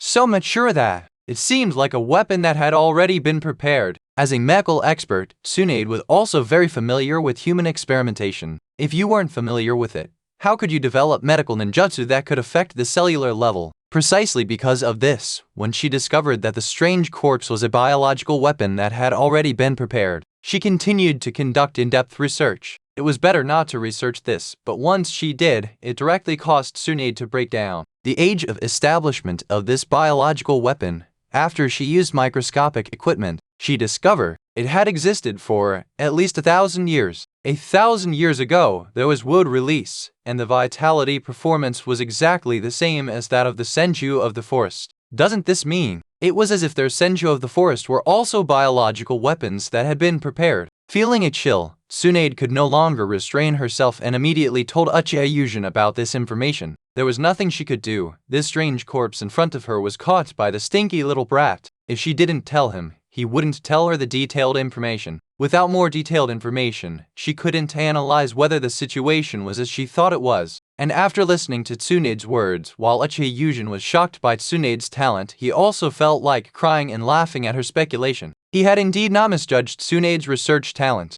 Yuzhen had discovered before, the medical methods of this world, or rather, the medical methods of ninja, were quite modern. Such a modernized medical system could only be established based on a large number of dissections. After all, without anatomy, medical ninjutsu like Chakra scalpel could not be developed at all. and the entire ninja world's medical ninja system, if not entirely, was founded by Tsunade. Tsunade still accounted for 70% of the credit. So the question is, Tsunade, who had such great achievements in establishing the medical ninja system, in terms of human experimentation, would she necessarily be weaker than Orochimaru? Now he had proven this point. Tsunade might not be as versatile as Orochimaru in other areas, but in terms of talent for human research alone, she was definitely not weaker than Orochimaru. Sure enough, it had only been half a year since he gave Tsunade the White Setsu remnant body. She had even calculated the existence time of White Setsu. Just as Tsunade had verified, White Setsu was a weapon created by Ōtsutsuki Kaguya. When she was sealed,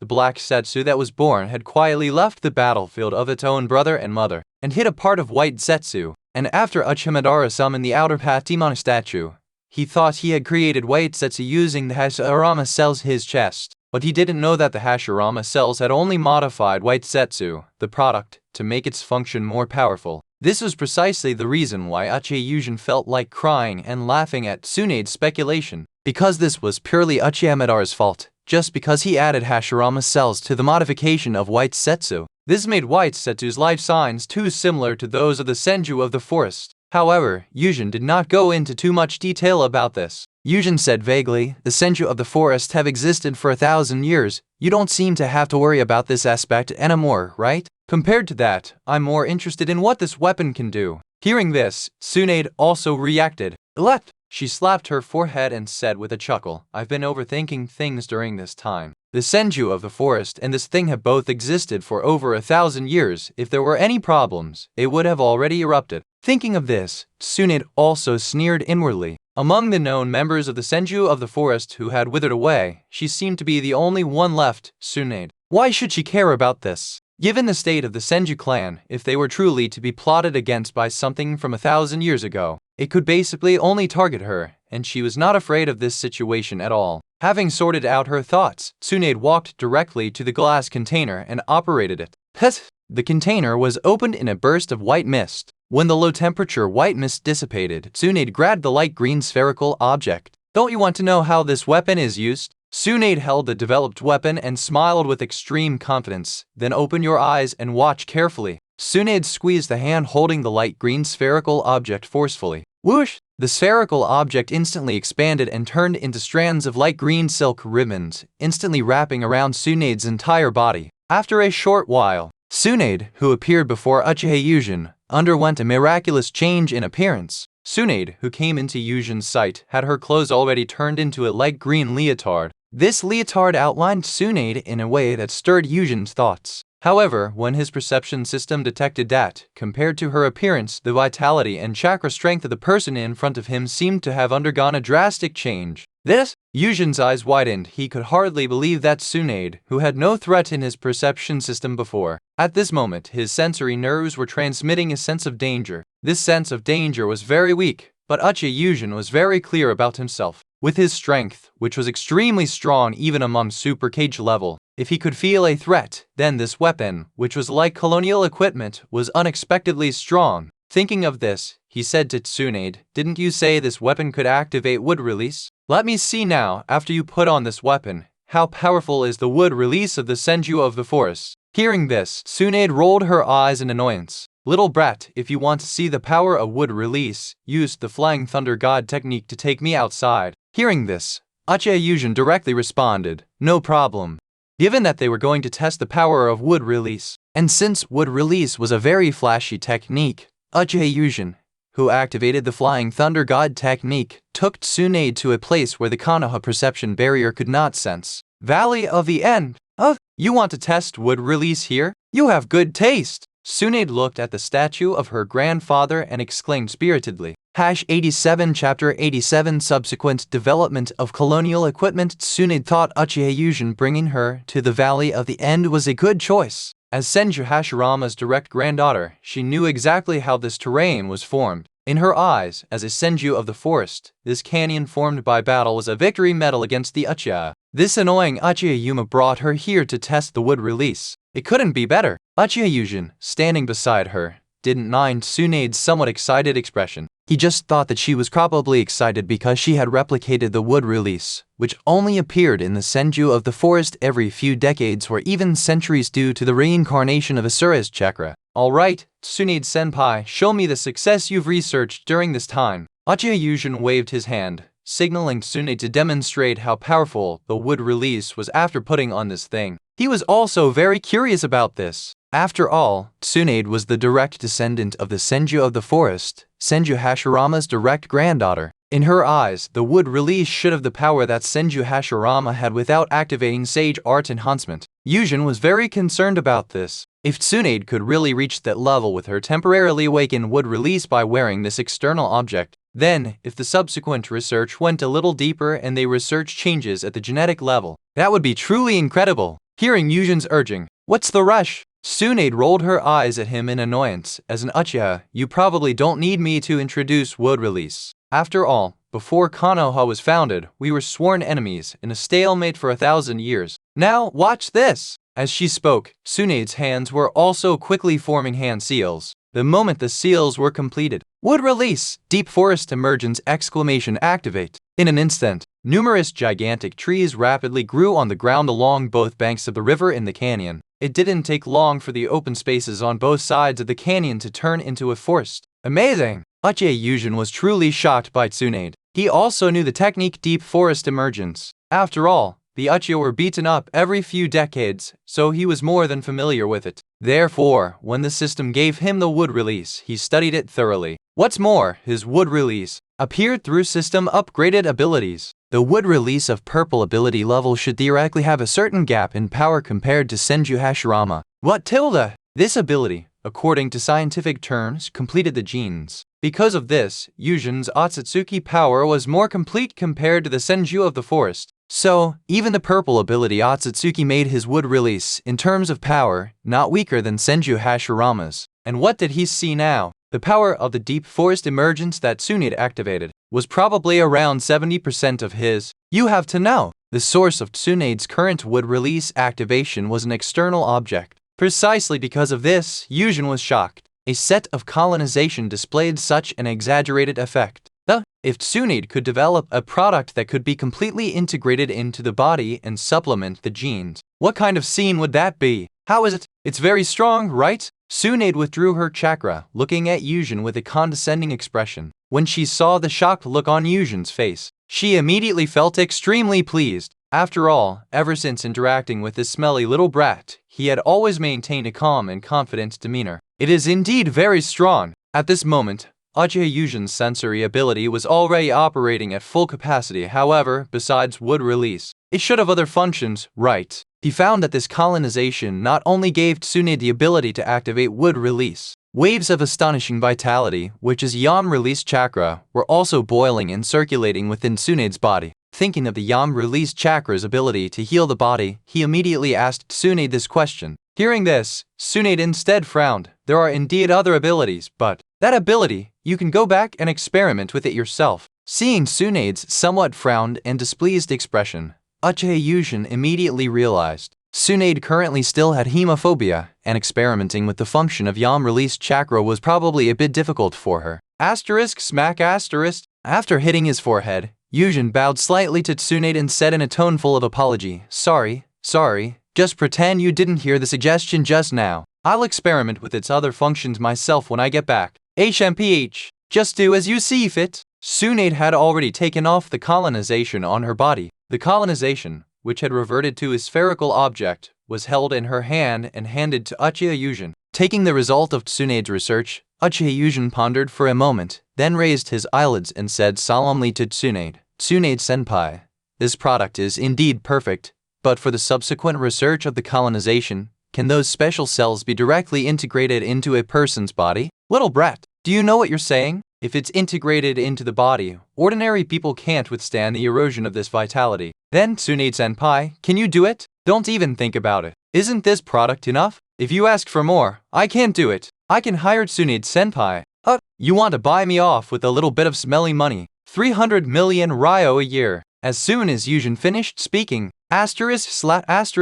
Tsunade grabbed Yuzhen's hands tightly and promised with a smile, Boy, it's settled then. I will definitely research this product for you. then I'll trouble Tsunade-senpai. Uchiha Yuzhen was not surprised by this result at all. Tsunade was in great need of money. The reason was simple. She was a big spender, and a big spender who had status and face. Tsunade was different from ordinary ninja. As Senju Hashirama's granddaughter, she had the noble status of Haim Princess. As a Haim Princess and a big spender, Tsunade was very short on money. In the original timeline, her using the transformation jutsu to hide from creditors to save face was proof. Precisely because of this, Uchiha Yuzhen knew that the best approach to Tsunade was to give her money, and it had to be an amount she couldn't refuse, and 300 million ryo was an amount Tsunade couldn't refuse. You should know that before Tsunade developed hemophobia, she had only completed 95 S-rank missions, 418 A-rank missions, 467 B-rank missions, 236 C-rank missions, and only 40 D-rank missions. It is well known that the reward for a D-rank mission is 5,000 ryo, C-rank is 30,000 ryo,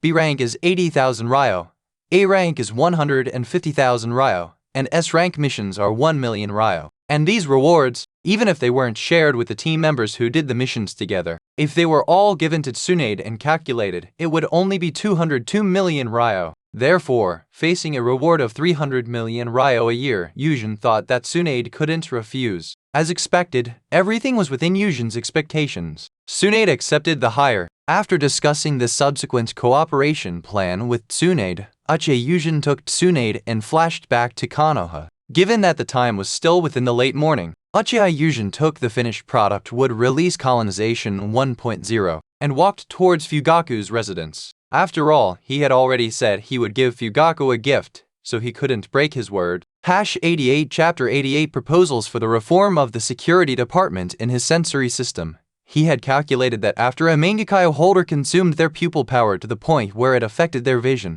if they wanted to restore their normal vision and refill their pupil power, they would only need to wear the 1.0 version of the wood release implant for 3 months to recover, and Fugaku, who had likely already used his pupil techniques and whose vision was starting to blur slightly, should be very satisfied with this gift. More importantly, he also needed this item to persuade Uchiha Fugaku to agree to his upcoming reforms of the security force. As for the reasons why he needed to do these things, firstly, because the reformed Uchiha would become stronger than before. Then his own power, which could command this force, would also increase accordingly. Secondly, because he wanted to make money, and since he had no business acumen, he found that if he wanted to make money, he could only target the security force. Why target the security force? It's very simple. The security force has immense power. As long as the functions that originally belonged to the security force were put into action, he could gain a large amount of wealth from it. He couldn't help it. He had already promised to give Tsunade 300 million ryo in research remuneration every year, and he had to fulfill his promise. What's more, scientific research really requires a lot of money. This time, Tsunade had covered the cost with her gambling money. It couldn't continue like this, right? Of course, to get Fugaku's support, he also took out a scroll on the way and spent a long time writing and drawing on it. Before long, having finished writing the plan on the scroll, he entered the core area of Konoha and returned to the Uchiha compound. Following that, he expertly made his way to Fugaku's residence. After arriving in the courtyard with Uchiha Mikoto, before the sound of the Shishodoshi had rung 10 times, Uchiha Fugaku appeared before him. Yuzhen-kun, why are you visiting me so early? I couldn't help it. Since I promised to give clan head Fugaku a gift yesterday, I couldn't break my word. Take a look at this. Uchiha Yuzhen handed over the 1.0 wood release implant in his hand. Seeing this, Fugaku, with a face full of confusion, took the strange light green spherical object in his eyes. Yuzhen-kun, what is this? This Uchiha Yuzhen picked up a teacup, took a sip, and slowly said, it's something that can restore Mangekyō vision. Hearing this response, Uchiha Fugaku immediately stood up with a look of surprise. Yuzhen-kun, do you really know what you're saying? Yes, I do. As the clan head, you and I, who inherited Uchiha Setsuna's legacy, both know the detailed information about the Mangekyō. Both of us, as high-ranking members of the clan, know. It's a cursed eye that brings darkness sooner the more it's used. Because of this, Fugaku-san, do you think I wouldn't try to find a solution? After listening to Uchiha Yuzhen's explanation, Uchiha Fugaku became even more surprised. As the clan head, he was perfectly clear about this information. After all, the Uchiha, who worshipped power, couldn't possibly not record the Mangekyō, which they considered an invincible power. Not to mention, after activating these eyes, He had used them quite a bit when facing the hidden mist, coupled with the spar with Yuzhen yesterday. As these irreversible pupil powers were consumed, his vision did indeed begin to blur, just as recorded. However, what surprised him wasn't this information that everyone knew. What surprised him was, this young man before him was so far-sighted and had actually prepared for this situation so early. That was one thing, but he had actually produced results. That was what surprised Fugaku. You see, as the clan head, he hadn't considered this point after activating these eyes. After all, the clan's records only mentioned that the eyes of direct siblings could bring back the sealed light, and Fugaku, who had no direct siblings, naturally wouldn't have thought of this. But if he remembered correctly, the young man before him didn't seem to have any direct siblings either, right? Fugaku-san, what are you thinking about? Why don't you quickly inject Chakra and try the effect? Just as Fugaku's thoughts were wandering, Yuzhen's voice pulled his thoughts back. Fugaku, who had come back to his senses, immediately responded to the young man before him, I apologize, I will try it now. Fugaku followed Yuzhen's words and injected Chakra into the light green spherical object in his hand. This implant was malleable. When Fugaku's Chakra was injected, the activated implant adjusted its form and instantly enveloped Uchiha Fugaku. What is this? At this moment, Uchiha Fugaku's face was filled with even greater astonishment. Yuzhen-kun, what exactly is this? The powerful yang released Chakra surging through his body and the cool sensation in his eye sockets. All of it made him incredibly surprised. Don't worry about what it is, just know that it's something that can restore vision. Uchiha Yuzhen replied to Fugaku with a smile. Following that, he added a suggestion. If you have time later, you can go to the back mountain of the shrine and try out all the senju techniques that the clan has copied over the years. Hearing this, Uchiha Fugaku took a few deep breaths to calm himself down. With a thought, he restored the implant on his body to its spherical shape. Sitting down, he said to Uchiha Yuzhen, this is truly an amazing thing. I imagine developing this must have been very difficult, right? Difficult? You could say that. Speaking of which, I have a suggestion, and I hope Fugaku-san will consider it. After saying this, Yuzhen took out the plan scroll he had just finished writing on the way from his Chinese letter. Compared to the difficulty of developing this, the cost is the headache. More importantly, I researched this with Tsunade-senpai, and I have already promised to give her 300 million ryo every year. However, even if I put in all the resources I can command, I'm afraid it won't be enough, so I hope to make some reforms to the security force. Reforms to the security force? Fugaku took the scroll with a confused look and immediately opened it to read. Seeing that Fugaku was already reading the scroll, Yuzhen also slowly drank his tea, waiting for Fugaku to finish reading. His plan was simple. It was to have the security force take over the grassroots organizations of Konoha completely. To have the Uchiha completely replace these grassroots organizations and tax the civilians of Konoha. In fact, after coming to this world, Yuzhen had discovered it truly lived up to its name as a Japanese anime world. The social structure was exactly the same as that of the Little Sun Japan. Konoha was called a village, but it was actually a large city. And in this kind of city, the corresponding grassroots management was also like that of the Little Sun, managed by Yakuza organizations. And this kind of management couldn't do without the corresponding taxes. His plan was simple: have the security force take over completely, replace those Yakuza organizations, and collect the taxes. At this moment, Uchiha Fugaku looked at this plan, his face growing more and more astonished. He never expected the security force could be used like this. After reading it, he looked up at Uchiha Yuzhen, as if looking at a monster. How is it, Fugaku-san? The plan is quite good, right? Indeed, if we follow the plan, the clan's wealth will increase exponentially. But what? But can the village higher-ups and the other ninja clans agree? Hearing this, Uchiha Yuzhen scoffed. Fugaku-san, the security force has judicial interpretation power within the village, right? That's true, but the village can also intervene in some aspects. Then there's no problem. No matter how much the village intervenes, the security force can still take this profit. Regarding Fugaku's usual attitude of being cautious when it came to big things, Yuzhen directly ignored it and immediately made the decision for him, because he knew very well that this profit was a lot for a ninja clan. But for the village, which received financial allocations from the Land of Fire, the proportion was not that large. After all, Konoha, as a city with a strong military nature, had a limited population, and it didn't matter if the Uchiha took that small amount of income. Since the village higher-ups didn't care, he couldn't think of anything the Uchiha had to fear from the pressure from the ninja clans. Anyway, no matter what they did, the Uchiha were not popular anyway. So what was there to care about? 89 Chapter 89 Uchiha Itachi Fugaku, who heard Uchiha Yuzhen's suggestion, was still a bit undecided. Hesitating, he spoke with a somewhat difficult voice. But this way, our already poor situation in the village will become even more. Don't worry about those ninja clans anymore. When, besides the Senju of the forest, did the Uchiha ever need to be concerned about this and that? Uchiha Yuzhen was completely speechless at Fugaku and immediately interrupted what Uchiha Fugaku was about to say.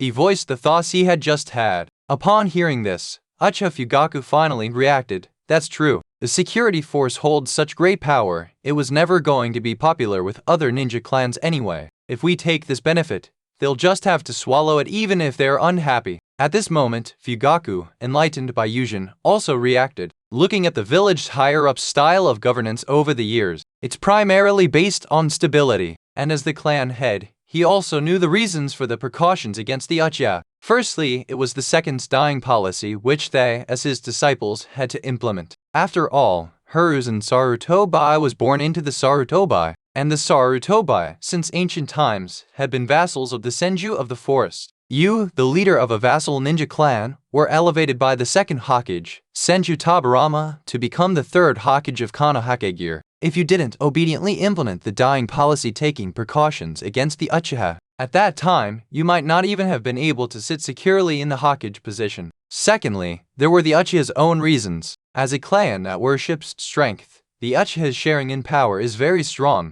However, everything has its double-edged side. The Sharingan's power is very strong. However, years of research by the clan have basically confirmed that one of the necessary conditions for awakening the eye is the emotion of pain. Regarding this point, in this war, the Mangekyō Sharingan he awakened due to the death of his closest friend further reinforced Fugaku's understanding in this area. Pain only then will the Sharingan awaken, and because of pain, the Uchiha, after awakening the Sharingan, all become somewhat obsessive. And obsessive Uchiha, any leader would be afraid of them. As the clan head, Fugaku was perfectly clear on this point. Only after becoming the Uchiha clan head did he realize why the Uchiha were unpopular. As the clan head himself, just thinking about the dozens, even hundreds, under his command, of subordinates with obsessive ideas gave him an immense headache. If these obsessive people were to explode, he felt waves of cold dread just thinking about it. However, when his thoughts returned and he saw Uchiha Yuzhen, Fugaku's heart calmed down again, since he now understood that the village's higher-ups prioritized stability. Then, regarding this powerful young man before him, after he had absorbed all of Uchiha Setsuna's political legacy, if he joined forces with himself, the Uchiha would become even more stable. And a stable Uchiha is the Uchiha that the village needs. Any leader with a normal mind would think of this point.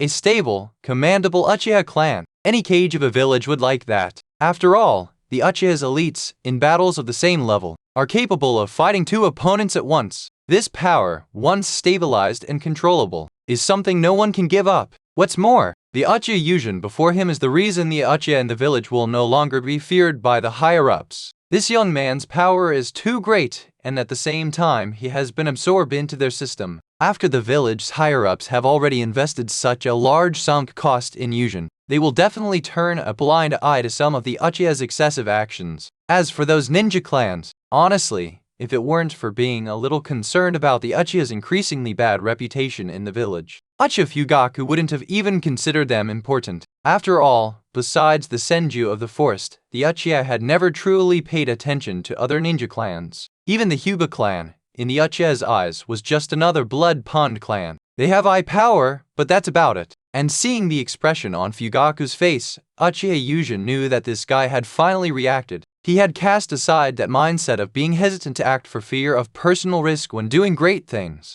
Very good, Fugaku-kun, it seems you've also figured it out. Konoha's political situation, apart from the initial period of its founding, has been stable for nearly 40 years. Precisely because of this, all of the village policies are primarily based on stability. Moreover, this stability is extreme stability. That guy, the third Hokage in the original story, both externally and internally, had already been so stable it felt like appeasement. Of course, Uchiha Yuzhen didn't say this, because the word appeasement was somewhat disrespectful to the third Hokage. And so, Uchiha Fugaku, who had figured things out, immediately began discussing the various matters after the security forces reform with Uchiha Yuzhen. Before long, the two, who had temporarily settled on a plan, both let out a light sigh of relief. Next, I'll trouble Fugaku-san. After all, as the clan head, it's better for you to handle these matters personally. As for me, I will ensure that people in the clan meeting overwhelmingly support the reform. Uchiha Yuzhen picked up the teacup and took a satisfying sip. If this reform succeeds, the security force's income will not be small. The tax profits from Yakuza-like organizations. For a small organization like the Uchiha, which has been declining for 20 to 30 years and only has a population of over 1,000, it's truly considerable. And as the head of a major faction,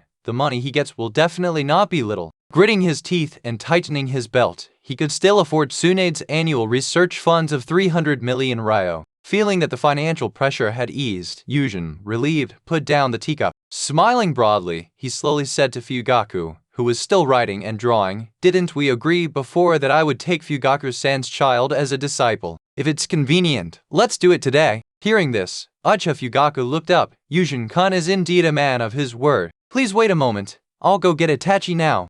Yuzhen didn't have to wait long, less than the time it takes to steep tea. Uchiha Fugaku brought a little child with laugh lines on his face despite his young age to meet Uchiha Yuzhen. "This is my son, Uchiha Itachi. He's exactly 2.5 years old." Fugaku proudly introduced his child to Yuzhen. Regarding Itachi, Uchiha Fugaku couldn't have been more satisfied with this son. He had discovered as early as half a year ago that his very young son's thinking and intelligence were beyond what ordinary people could compare to. When Fugaku discovered this point and believed his son was a genius, he was overjoyed. After hearing Fugaku's introduction, Yuzhen came before Uchiha Itachi with great interest. He reached out and patted his head, and after discreetly having the system extract the most dazzling golden entry, he said to the calm-faced little boy before him with a warm expression, "Nice to meet you, Itachi. Are you interested in becoming my disciple?" #90 Chapter 90 Chakra Weaponization. Upon hearing this, Uchiha Itachi's young face sank, and he bowed respectfully, saying,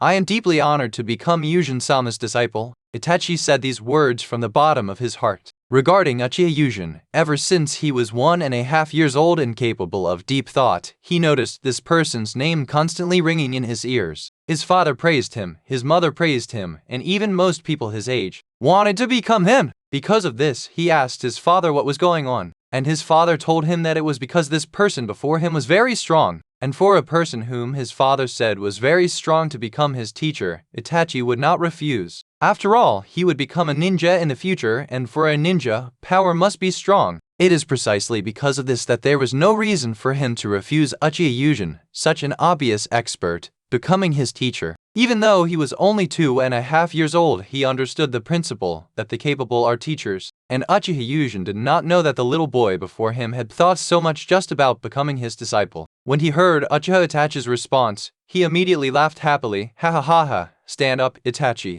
Although I have become your teacher, I won't follow the ancient master-disciple customs. Let's not have too many rules." "Yes, Teacher Yuzhen." Itachi also rose gracefully, and after Yuzhen sat back down, he was filled with emotion. He felt very complex about taking this little guy before him as a disciple. This guy before him had a reputation in his previous world that was difficult to describe. There were people who liked him, and people who hated him. The reason for liking him was simple. He was very handsome and very strong. The reason for hating him was also simple. This guy before him could arbitrarily decide the fate of his relatives for the sake of his self-righteousness. If you say he was wrong, his actions were for the sake of the so-called greater good to avoid war. If you say he was right, his actions were so heartless. The moment he even laid hands on women, children, and the elderly, it couldn't even be called sacrificing relatives for the greater good. This style is somewhat anti-human, isn't it? And too arrogant. The arrogance lies in not having read many books and not having a complete understanding of society. Yet he caused pain to those close to him and joy to his enemies.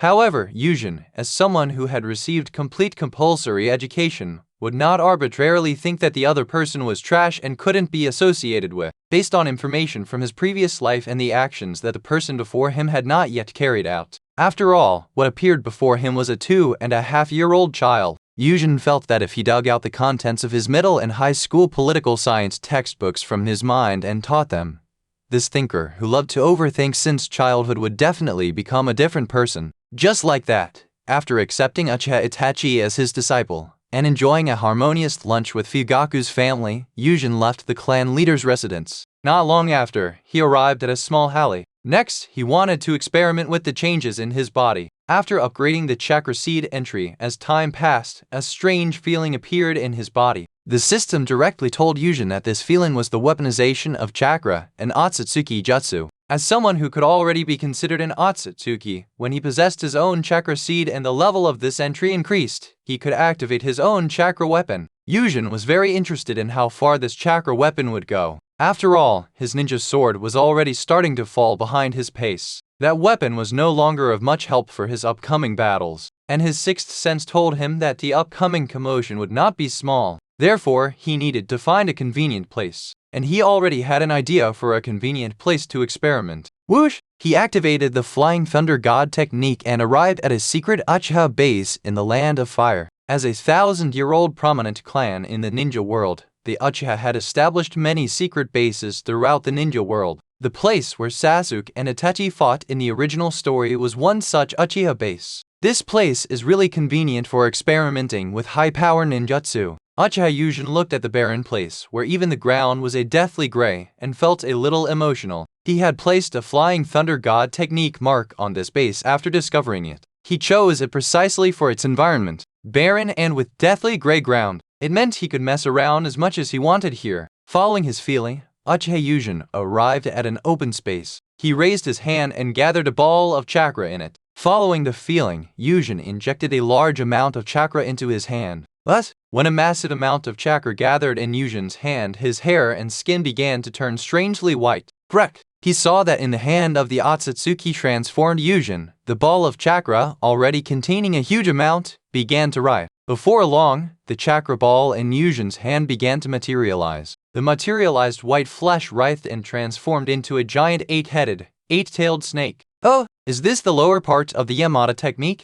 Yuzhen raised his eyebrows. He hadn't expected that this strange fluctuation, which reacted with the bloodline in his body, would form the lower part of the Yamada technique. That is, after forming the manifestation, the part that begins to transform into a giant snake with flesh. However, this technique is one of the reasons for the fusion into the Ōtsutsuki entry, and it's normal for this change to occur after I upgraded the chakra seed. When the eight-headed, eight-tailed giant snake appeared, a piece of information came from his bloodline. He could transform this eight-headed, eight-tailed snake into a weapon of chakra flesh and blood. Uchiha Yuzhen was a bit disgusted by this. I don't really like flesh and blood weapons. If I didn't have the entry extraction system, I might just accept it. But just now, I extracted a very interesting entry from that boy, Uchiha Itachi. Thinking of this, he looked at the entry extracted from Uchiha Itachi on the panel. Spiritual Tool Gold. Possessing this entry, you will have extraordinary weapons. Effect: Japanese symbol TOTSUKA no Tsurugi Sealing Sword. Japanese symbol YAT Mirror reflects physical attacks. Japanese symbol THE Spiritual tools of this entry can only be used when attached to materialized chakra. No wonder Uchiha Itachi's Suzunu's weapon performance is different from other Uchiha. You know, even Sasuke and Madara's Suzunu weapons didn't have any special abilities. Seeing this entry, Yuzhen remembered Uchiha Itachi's uniqueness. His Suzunu had special spiritual tools. According to the original story's explanation, these two spiritual tools were separate, but under the system's power, they directly became entries I can use. Every time he thought of the system's power, Yuzhen was incredibly amazed. This chi is too strong. It was also because of this entry that Yuzhen knew what he should do next. He wanted to see what kind of changes would occur when the chakra weaponization inherited from the Ōtsutsuki bloodline. And this entry fused. #91 Chapter 91 Divine Magic, God of Waves. Drick. Yuzhen roared, and following the sensation of his bloodline, he increased his chakra output. In an instant, the eight-headed, eight-tailed giant snake before him immediately dissipated. Appearing in his hand was an ominous sword composed of multiple dripping, blood-covered snake tongues. Tilda! How disgusting!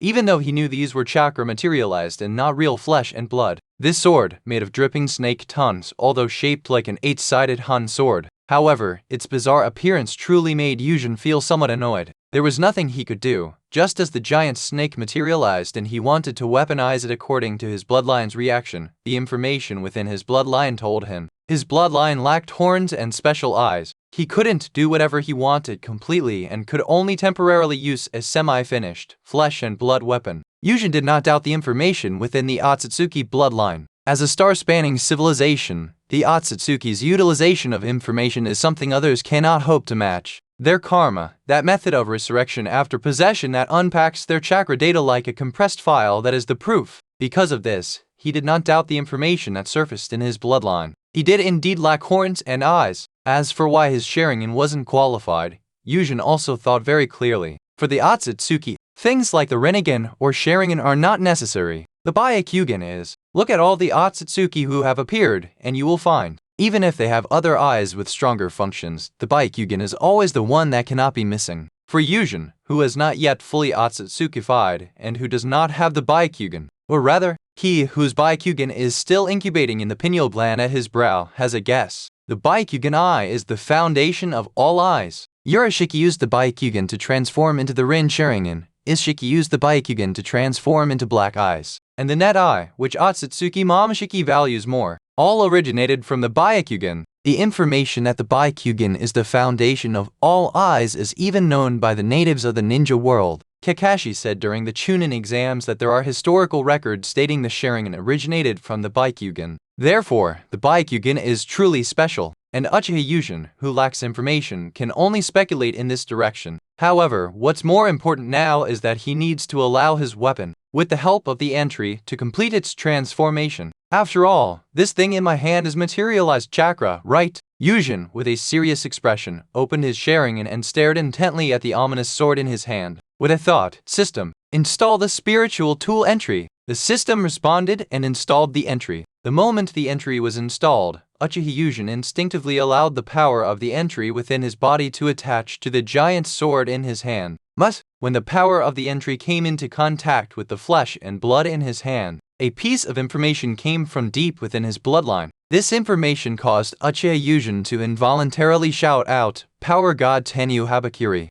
Scarlet wind instantly wrapped around the ominous sword in his hand. Crack! Crack! Amidst strange sounds, the snake tongues on the sword slowly peeled off, revealing the steel divine sword within. When the scarlet wind completely wrapped around the divine sword, Power God Tenyu Habakiri officially manifested. Uchiha Yuzhen held up the divine sword in his hand, dyed scarlet by the wind. He said with some shock, "Is this the power of the Ōtsutsuki, Power God?" The official explanation for the Power God ability is that it transforms the power of the Ōtsutsuki into a weapon that can change in countless ways. It is a type of divine technique. However, based on its performance in the original work, this divine technique, unless it's someone like Ōtsutsuki Momoshiki, who likes to put on a flashy show, only guardians like Ōtsutsuki Kinshiki, who work hard and suffer, will learn and inherit this technique. The Power God divine technique is not an eye power, it can be learned and inherited. However, for the powerful Ōtsutsuki young masters, unless they like it, no one would go and learn it. Even someone like Ōtsutsuki Ishiki, whose taijutsu is stronger than Momoshiki's, didn't learn it. However, my Power God seems to be different from Momoshiki's except for the color. Yuzhen sensed it for a moment somewhat uncertainly and said, "The sealing power on the entry should be usable, right? If so, my chakra weapon is much stronger than Momoshiki's." After all, if he remembered correctly, the Power God of Momoshiki and Kinshiki, the master and servant, it seemed to only have the abilities of infinite transformation and sturdiness, and it had no other functions. No wonder the other Ōtsutsuki young masters don't play with this technique. Aside from suffering guardians, who likes to rush to the front lines and hack at natives with cold weapons when harvesting planets. Yuzhen looked at the scarlet divine sword in his hand with a smile, raising it high. "However, mine is different. The entry has special abilities."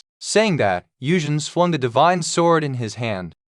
In an instant, heaven and earth resonated. Between the gray sky and earth, an ominous scarlet divine wind instantly swept across everything. Whoosh, whoosh, whoosh. The wild wind equally caressed everything on the ground. The places that were caressed seemed to disappear, transforming into scarlet wind, following its trajectory and stirring up the wind and clouds. Hazat, Subirashi! Uchiha Yuzhen saw all of this. The scene created by the scarlet wind exhilarated him. If I didn't see wrong, the vanished substances were corroded by the chakra transformed wind and then also turned into wind, right? Without a doubt, Yuzhen at this moment recalled the way his recently taken cheap disciple Uchiha Itachi used the Totsuka no Tsurugi. That was transforming Orochimaru's snake body flesh mountain into chakra and then sealing it into a gourd, and his power god weapon the snake-tongued sword. After being contaminated by the power of the entry, it transformed into the Tenyu Habakiri. At the same time, the sealing ability on the entry was also perfectly inherited. After confirming that the sealing ability was still present, a flash of inspiration struck Yuzhen's mind.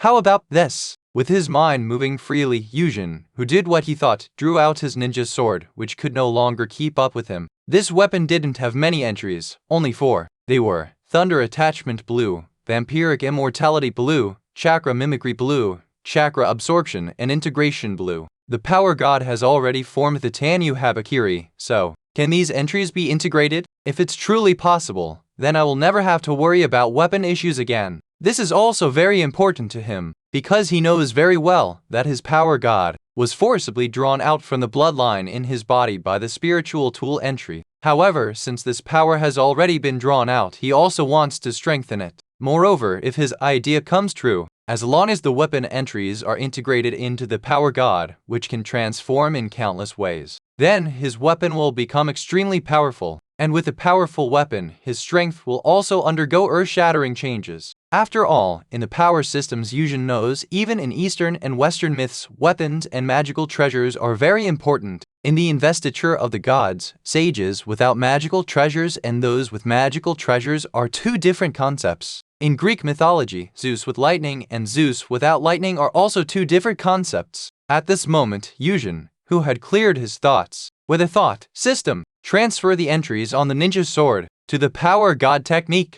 Thus, the light of the entries on the ninja sword began to shine. 92 Chapter 92 Weapon Entries Implementation Way of God not failing Uchiha Yuzhen's expectations. The light of the ability slowly emerged from the ninja sword and flew directly into his body.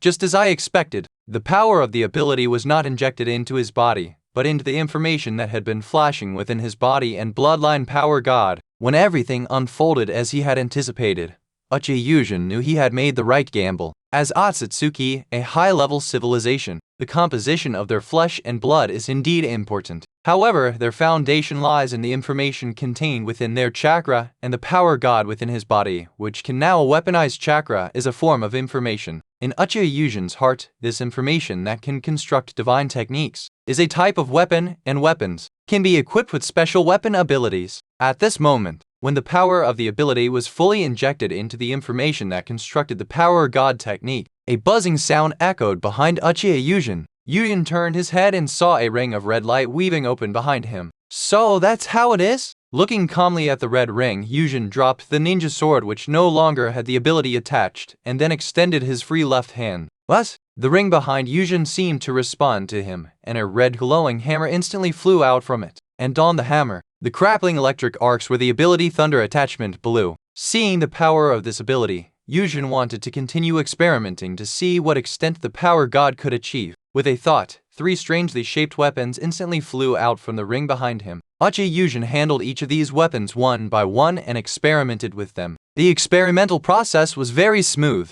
The power of the ability could be freely attached to the weapons transformed by the Power God. Moreover, the abilities could even be combined. For example, the hammer Yuzhen had just transformed could be attached with the Thunder Attachment Blue ability individually, or it could combine the 3 abilities, Vampiric Immortality Blue, Chakra Mimicry Blue, and Chakra Absorption and Integration Blue, all assembled onto a single weapon transformed by Power God. After all, the abilities are attached to the Power God, which is a divine technique. Because of this, weapons constructed by the Power God technique can have abilities freely assembled onto them. However, weapons purely materialized by the Power God are slightly weaker than weapons like Tatsuka no Tsurugi, which are transformed from a single ability. I've experimented with both Power God and Tatsuka no Tsurugi. As for the Yata Mirror, there's no need. This thing is a defensive spiritual tool. If I, who possess the Flying Thunder God technique, am forced into defense with the defensive strength of this spiritual tool, it likely wouldn't be enough against enemies of that caliber.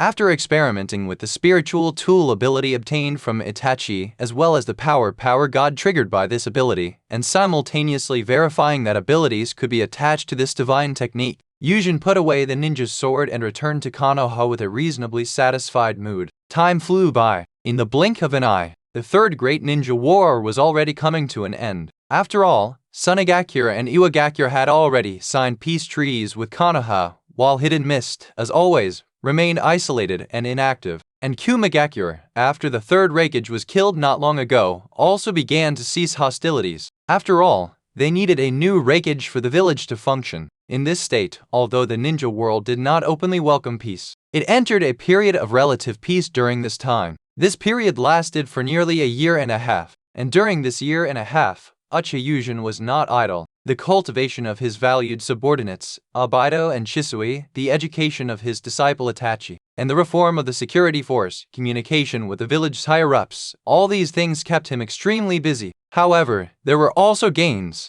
Just now, in the security force chief's office, Uchiha Yuzhen's face lit up with joy when he saw the amount on the bank book. It seems Yuzhen-kun is quite satisfied with these 600 million ryo. Fugaku looked at Yuzhen's happy expression and couldn't help but tease him. However, as a person with a rather serious demeanor, his teasing was as if he hadn't said anything. Hearing Fugaku's words, Uchiha Yuzhen managed his expression and said to Uchiha Fugaku with a serious face, "I can't not be satisfied. This amount of money is unexpectedly large. Fugaku-san seems to have given more, right?" Logically, as the leader of another faction within the clan, the money he received after distributing it should not have been that much. Even if it wasn't the previously speculated 300 million ryo, it shouldn't have exceeded 400 million ryo. Hearing this, Uchiha Fugaku chuckled and shook his head. "I didn't give more. Yuzhen-kun, you told me about the use of this money some time ago. That research on the biosuit that can activate wood release is too important for the Uchiha. There's no way we can let you bear the entire cost alone. What's more, if it weren't for the security force reform proposed by Yuzhen-kun, the Uchiha would still be struggling to wait for the village's funding. How could we have so much money now?" Hearing this, Uchiha Yuzhen nodded and indicated, "You are too kind. I only proposed the policy. The successful implementation of the reform is all thanks to Fugaku-san's hard work." Yuzhen was amazed by the reforms in the security force during this period. The Uchiha's security force was a monstrous department. He originally thought that this kind of reform might be a little difficult, but who knew? The security force's involvement in the grassroots management of Konoha City went incredibly smoothly. The reason is simple. The security force can draft public order management regulations, which is quite significant. With judicial power, established ninja troops, and the authority to use force freely within the village. When these conditions were met, Uchiha Yuzhen found that after cleaning up the Yakuza in society, the security force directly replaced the Yakuza and collected protection. Taxes from businesses. And the security force doing this was actually legal and reasonable. If it wasn't legal, they would just draft legal regulations. Just like that, the Uchiha's income directly increased significantly. After all, entertainment venues like casinos also exist in large numbers in Konoha. And in such places, it's perfectly normal for the reformed security force to collect a little tax. Unlike Yuzhen, who is sensitive to money, Fugaku, a traditional person, doesn't care much about these things. The traditional him cares about the foundation of a ninja power. Therefore, he was non-committal about Yuzhen's comment about his hard work in the reform. He shook his head and chuckled at Yuzhen. "Yuzhen-kun, let's talk about the main point. That biosuit was the initial product, right? So, when will the next, more perfect product likely be completed?" This is what he was focused on. He couldn't help it, especially after realizing a year ago that this biosuit could use wood release. He was deeply shocked by Yuzhen's methods. #93 Chapter 93.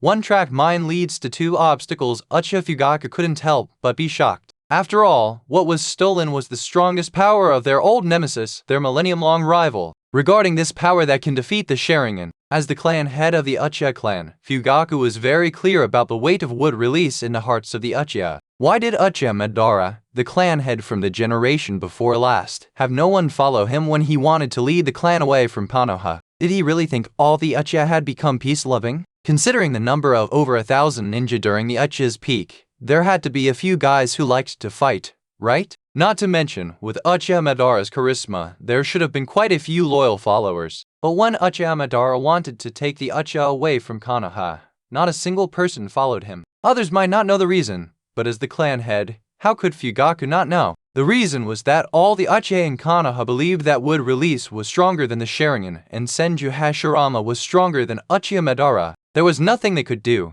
After all, before Konoha was founded, the entire Uchiha clan truly lost. If Uchiha Madara hadn't lost, whether Konoha could have been founded is still debatable. Exactly, the Uchiha are realistic, and a clan that worships strength. When facing an opponent they cannot defeat, they are like docile kittens. That's why Uchiha Madara's departure did not receive the support of any Uchiha. It was precisely because of this that Fugaku was shocked by Yuzhen, who could steal the wood release of the Senju of the forest. This was the power that Senju Hashirama used to pacify the chaotic Sengoku period. And being able to steal this power, Fugaku could only lament that Yuzhen's methods were truly too strong. At the same time, he also understood that the money needed to research and develop this thing would definitely not be small. Since the expenditure of money was unavoidable, and this thing could restore the Mangekyō's ocular power, Fugaku, both emotionally and logically, could not let Yuzhen bear the cost alone. After all, Fugaku was very satisfied with this wood release implant that could restore ocular power.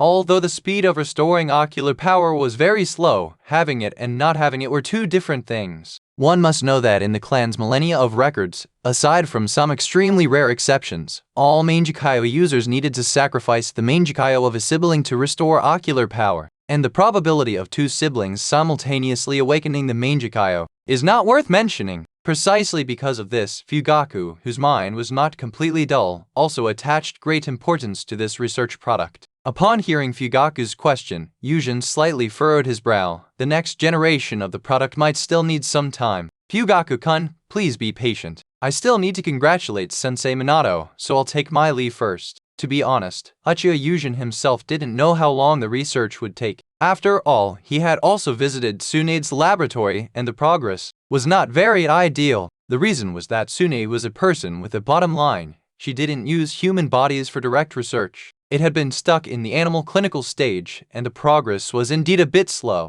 However, Yuzhen was not in a hurry either. With the system, his eyes had already reached the realm of eternal eyes, and within the Uchiha clan, besides Fugaku, even counting those who would awaken the Mangekyō Sharingan in the future, that is Obaido, Shisui, Itachi, and Sasuke, 4 people. Among them, Sasuke hadn't been born yet, and the other 3 hadn't awakened the Mangekyō yet, and Fugaku, who currently possessed the Mangekyō Sharingan, already had the first generation of the product, so there was no need to worry about his eyes. It was precisely because of these reasons that Yuzhen wasn't rushing Tsunade to speed up the progress. At this moment, Uchiha Yuzhen truly had important matters. He was going to attend Minato's team's celebration party to celebrate Minato Namikaze being nominated as a candidate for the 4th Hokage. Hearing Yuzhen's farewell, Fugaku also nodded in understanding, celebrating Minato-kun becoming a candidate for the 4th Hokage. Yuzhen-kun, go ahead. Originally, I was also going to go, but the workload of the security force has increased drastically lately and I don't have time to go. Remember to apologize to your teacher for me. Also, our clan will spare no effort in supporting Minato-kun during this election. Regarding Minato Namikaze,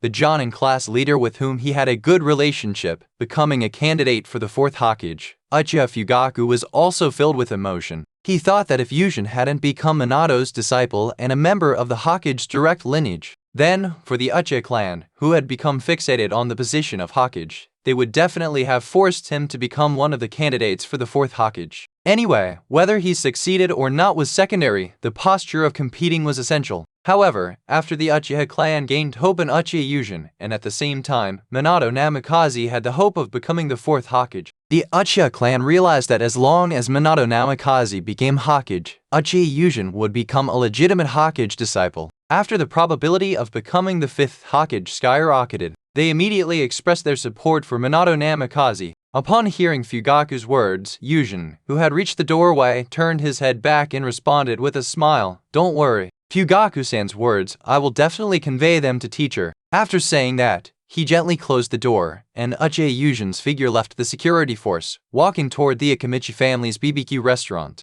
Pushing aside the curtain of the BBQ restaurant, Uchiha Yuzhen found the private room Minato's team had reserved. Walking in, the companions who came into view made him smile. "Everyone, sorry for making you wait so long. I was just discussing something with clan head Fugaku." Before the others could react to Yuzhen's greeting, the short-tempered Uzumaki Kushina impatiently waved her hand. "We're all so familiar with each other already. Yuzhen, you boy, you're still doing all these pretentious things every day. Are you asking for a beating?" Seeing his teacher's wife's hand, which was starting to clench into a fist, Yuzhen quickly signaled, No, I absolutely didn't mean that. Senior Kushina, please spare me. HMPH tilde. Then I'll let you off the hook." Seeing Yuzhen beg for mercy, Uzumaki Kushina finally let him go on the spot. After letting Yuzhen go, Kushina slammed the table with a snap sound, and then raised the beer she had prepared long ago. She loudly proclaimed, "All right, Minato's team." The party to celebrate Minato-kun becoming a candidate for the 4th Hokage officially begins. Everyone, here's. Seeing this, the few people dominated by the red-hot habanero Kushina immediately responded like yes men, raising their beers as well. Oh, Tilda, here's X4. Meanwhile, while Minato's team was happily celebrating, in the underground base of Root, Danzo Shimura's mood was far from pleasant. He was very irritable now, extremely irritable. And the reason for his irritability was very simple. The position of Hokage seemed to be drifting further and further away from him again. However, at this point in time, he couldn't cause trouble. If he caused trouble now, his old comrade, Hiruzen Sarutobi, who was about to step down, would no longer be able to protect him. There was nothing he could do. Having only been reinstated for a year and a half, the power of Root had already significantly shrunk. Precisely because of this, with his power weakened, he had also been considerably quiet for a period. Danzo wasn't stupid. He knew that over the years, his various schemes and extortions against the ninja clans within the village had long stirred up various dissatisfactions. If he started causing trouble as soon as he was reinstated, then the ninja clans who didn't want him to continue in power would definitely take him down. There was nothing he could do. The flaw in his previous impeachment was too big, leaving a huge handle. In this situation, if those ninja clans seized upon this point and brought up the old matter again, he would still be forced to step down. However, it was precisely because of these reasons that Danzo Shimura, who had been lying low for over a year, was restless. If he didn't cause trouble, the hope of becoming Hokage would be gone forever. If he caused trouble, he would be immediately kicked out and becoming Hokage would become a pipe dream. Danzo felt completely numb at this moment. Isn't this just a single path blocked at both ends? #94 Chapter 94 Malice. No, this old man still has hope. Danzo Shimura, pacing restlessly, turned in circles, his eyes lighting up as if he had thought of something. That's right, the hope is Orochimaru. He is also one of the candidates. Thinking of this, Danzo Shimura felt suddenly enlightened. Orochimaru is also one of the candidates for the 4th Hokage, or rather, the only two competing for Hokage in Konoha right now are Orochimaru and Minato Namikaze. And as Danzo, who watched Orochimaru grow up and also made Orochimaru the deputy of Root, he knows even more clearly his advantages in the village. Although Orochimaru doesn't look like a human at first glance, that's when he is excited in battle. Normally, Orochimaru is a cold person, and the charm of that calmness in a cold person allows Orochimaru to have many supporters in Konoha. And these supporters are the forces Orochimaru has accumulated by developing in the village for more than 20 years. That force cannot be underestimated. When Danzo Shimura hadn't pulled Orochimaru down and into Root, when he felt that Orochimaru was a strong threat competing with him for the position of Hokage, he had privately thought in his heart what would happen if he forced Orochimaru to defect. The result was, even if Orochimaru defected, with his charisma and the years he had cultivated in Konoha, there would definitely be many loyal followers in the village. This rehearsal startled Danzo, and he was shocked. That's why he pestered Hiruzen at that time, asking Hiruzen to send his most beloved disciple to become his deputy.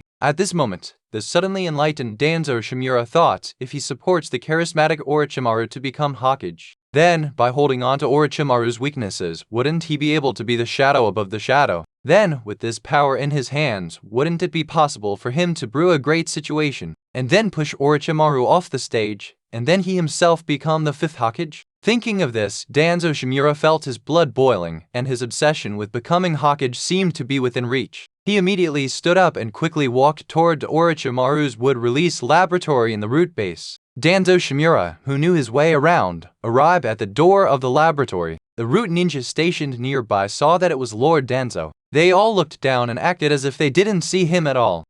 Danzo Shimura, who was in a hurry, directly pushed open the door. He strode in and said urgently to Orochimaru, who was still staring at the computer screen, as if recording something. He immediately spoke in a hurried voice. Orochimaru, you've prepared the procedures for the 4th Hokage election, right? Tell this old man about those procedures, and I will give you some advice to increase your chances of winning. Orochimaru, who had already felt annoyed by Danzo's rude intrusion, felt calm after hearing these words. He put down the notebook in his hand and turned to look at Danzo with a calm expression. When Danzo's twisted, fanatical, and excited expression came into his sight, Orochimaru knew that this guy in front of him had gone mad. Not rational madness, but ideological madness. As the deputy director of Root, he knew exactly what Danzo Shimura's long-cherished wish, obsession, or rather, demonic thought. What? That is to become Hokage. And now this pathetic guy in front of him, urging him to run for Hokage with such an expression. Would he not know what he was thinking? Isn't it just that he wants Orochimaru to become Hokage, and then seize his weakness and make him a political puppet? Not to mention whether this election can succeed. Even if it can succeed, does Danzo really think he will be controlled by him? It was precisely because of these thoughts that Orochimaru felt that Danzo Shimura, for the position of Hokage, his thinking model has begun to deviate, and in the eyes of the research-capable Orochimaru, this deviation is downwards. And what will a lunatic whose thinking model is deviating downwards become? He who has some research on psychology is also very curious about this research direction. His heart moved, wanting to research this topic. He immediately said coldly to Danzo, "Danzo Sr., relax, running for Hokage or something. Just give up."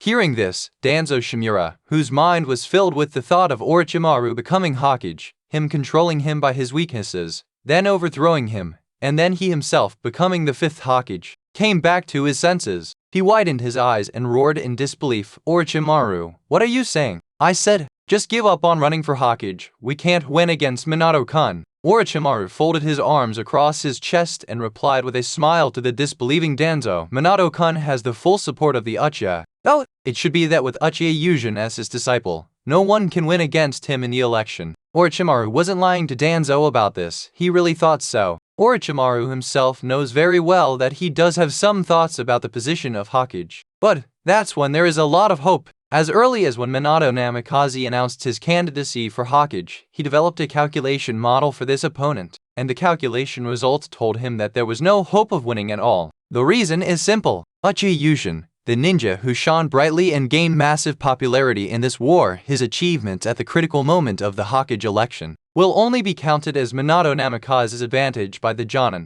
No way, who told that Uchiha boy to be Minato Namikaze's disciple. Who in all of Konoha doesn't know that little brat learned the Flying Thunder God technique? In this way, all of Uchiha Yuzhen's achievements in the war will only make the voting Jonin feel that Minato taught his disciple well and cultivated a huge fighting force for Konoha. In addition, he also knows the Uchiha's long-cherished wish. Those guys who have suddenly got rich during this period will definitely spend a lot of money to fully support Minato Namikaze. After calculating various factors, Orochimaru, who felt that he was bound to lose, had long since given up on the position of Hokage. He just wants to live well in the village while doing research he is interested in and thinking about the way to eternal life. And Danzo Shimura also reacted at this moment. He was indeed obsessed, but he hadn't completely lost his judgment. That's right. When that boy is Minato's disciple, his achievements will basically be counted as Minato's advantage in gaining votes. Under the circumstances where Orochimaru judges that the chance of winning is not high, he will indeed not participate in the election, which is consistent with the character of this venomous snake in front of him. After sorting out his thoughts a little, Danzo, in despair, didn't care about Orochimaru's reaction either. He immediately left the laboratory and went to his private room. In his mind, various thoughts began to churn. It's all because of Uchiha Yuzhen. It's because of you that the boy Orochimaru directly gave up the election. It's all because of the Uchiha third with Uchiha that in terms of influence he is also not as good as Minato at this moment.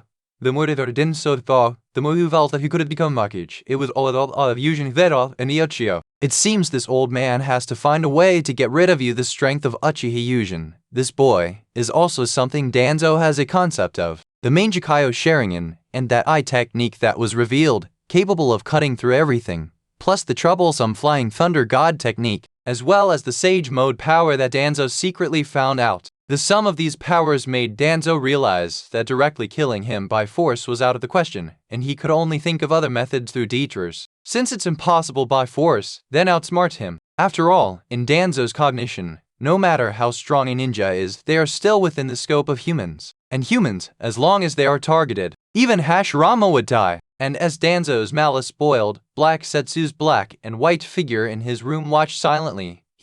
Now there's a chance to trip Konoha up. At the same time, Yuzhen, who went home after the banquet ended, found that waves of malice directed at him were coming from the Death Forest. What's going on? Ordinary malice is fine, but this kind of malice, like an irreconcilable enemy, who is it? 95 Chapter 95, Killing Intentions against Danzo. After sensing this malice directed at him, Uchiha Yuzhen activated his sensing system, changing from passive sensing to active sensing. Around this malice, there are so many chakra reactions. What? Is that chakra senior Orochimaru? After sensing the chakra reactions around the source of the malice, Uchiha Yuzhen's mind raced, and he immediately realized, clapping his hand, it's you, Danzo Shimura. Once he understood the source of this malice, Uchiha Yuzhen immediately found it very interesting. The reason was simple. Yuzhen had adjusted his sensing system. If he hadn't, life would have been unbearable. After the Ōtsutsuki entry was synthesized by the system, his sensing ability had changed from requiring active effort to sense, to being able to sense passively. And this situation was very annoying for Uchiha Yuzhen. Having already become an Ōtsutsuki, his sensing of chakra surpassed that of the low-rank Senju of the Forest and Whirlpool clan. In other words, his sensing of emotions not only became stronger but also became passive. It was precisely because of this that Yuzhen, who had passively activated his sensing ability at the time, discovered countless instances of malice towards him in the village. In this situation, Yuzhen, who had received a good education, possessed normal values, and was reasonably rational, naturally wouldn't engage in any anti-human actions. After all, Uchiha Yuzhen knew, no matter how strong or great a person is, they won't be liked by everyone. Even money is hated by some, and Konoha, as a large city, even with its strong military characteristics. As a city, its population is calculated in tens of thousands. When the population base increases, the number of people who dislike him naturally isn't small. It was precisely because he understood this principle that Yuzhen adjusted his sensing system. Only malice towards him, that reached the point of wanting to kill him, would be captured by his sensing system. At this moment, after actively sensing that malice and deducing that Danzo Shimura held malicious intent towards him, he immediately felt utterly disgusted. Regarding this guy, Yuzhen had nothing good to say. In his opinion, Danzo Shimura was Hiruzen Sarutobai's chamber pot, specifically used to take the blame. But this guy wasn't ashamed of it. Instead, he took pride in it. He truly believed that by contributing so much to Konoha, he could become the next Hokage due to these merits after Hiruzen Sarutobai stepped down. Towards Danzo Shimura's naive thoughts, Uchiha Yuzhen only felt scorn and deep disdain. Danzo could be considered courageous and resourceful in his youth. After all, in that battle, he genuinely wanted to cover their retreat, but he was just 1 second slower in shouting it out than Hiruzen Sarutobai. That 1 second late led to being late step by step, directly making him Hiruzen Sarutobai's shadow. When Danzo's steps were so late that he replaced his good partner in dealing with the darkness, he could never become Hokage again. The reason was simple. People change. When a person is at the top echelon of power and is also the one in charge of the dark side, then, under the long-term corruption of dark power, no matter how upright that person was before, they will eventually be corrupted into an existence like a maggot. And after you become an existence like a maggot, do you really think your good partner, the third Hokage, wouldn't know? It is precisely because he knows that he would let Danzo become a deeper root. This action was essentially pressing Danzo down completely, pressing him down to the point where, in the original story, if you weren't a Jonin, you wouldn't even know this person existed. In this situation, with hardly any popularity, you still want to become Hokage? Dream on! However, since Danzo holds such great malice towards me, I can't not return the favor. At this moment, Uchiha Yuzhen thought of a flaw Danzo Shimura had. That is, this guy was more likely to go to extremes when a matter became increasingly hopeless. In the original story, he could even do things like assassinating the Hokage just to become Hokage. If the target of the assassination hadn't been his bond Hiruzen Sarutobai, the person who truly showed him leniency for this kind of treasonous behavior, which was even more exaggerated than the Uchiha's, the grass on his grave would have been 3 feet high long ago. After all, the Uchiha in the original timeline were merely preparing and their rebellion was unsuccessful. Danzo Shimura was face-to-face output with concrete evidence. However, thinking about how unscrupulous this guy would be after becoming extreme, Yuzhen immediately wanted to kill him. Thinking of this, he didn't waste any words. He immediately used wood release to infiltrate toward the source of the malice, which was where Danzo Shimura was located.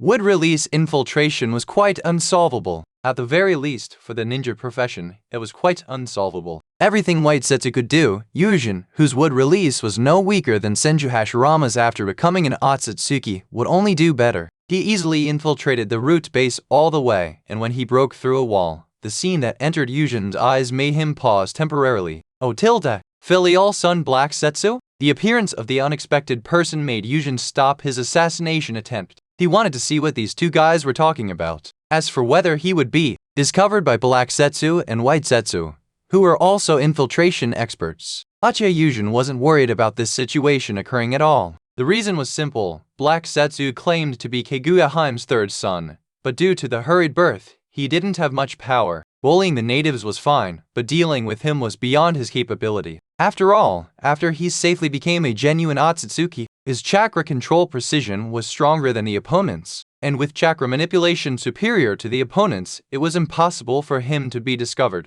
Quietly lurking to the side, Yuzhen silently eavesdropped on Danzo and Black Zetsu's conversation. Not long after, Black Zetsu and Danzo's conversation wasn't smooth. Danzo, who was suspicious of everything, immediately attacked Black Zetsu. He, who enjoyed watching dogs fight dogs, felt immense pleasure from this. I didn't expect that the current Danzo could actually so resolutely refuse the ill-intentioned Black Zetsu. Uchiha Yuzhen truly hadn't expected the situation just now. Black Zetsu instigated Danzo to join him in dealing with the Uchiha and Hiruzen Sarutobi, and then let him become Hokage. Who knew that after Danzo heard the last sentence, his expression immediately changed. He immediately turned hostile on the spot and directly ordered the Root Ninja to surround and kill him. However, none of this was useful against Black Zetsu. He mocked Danzo a few times on the spot and then infiltrated underground to escape. And it was precisely because he saw filial son Black Zetsu that Uchiha Yuzhen had another idea and didn't proceed with the assassination of Danzo. He now had a more important target.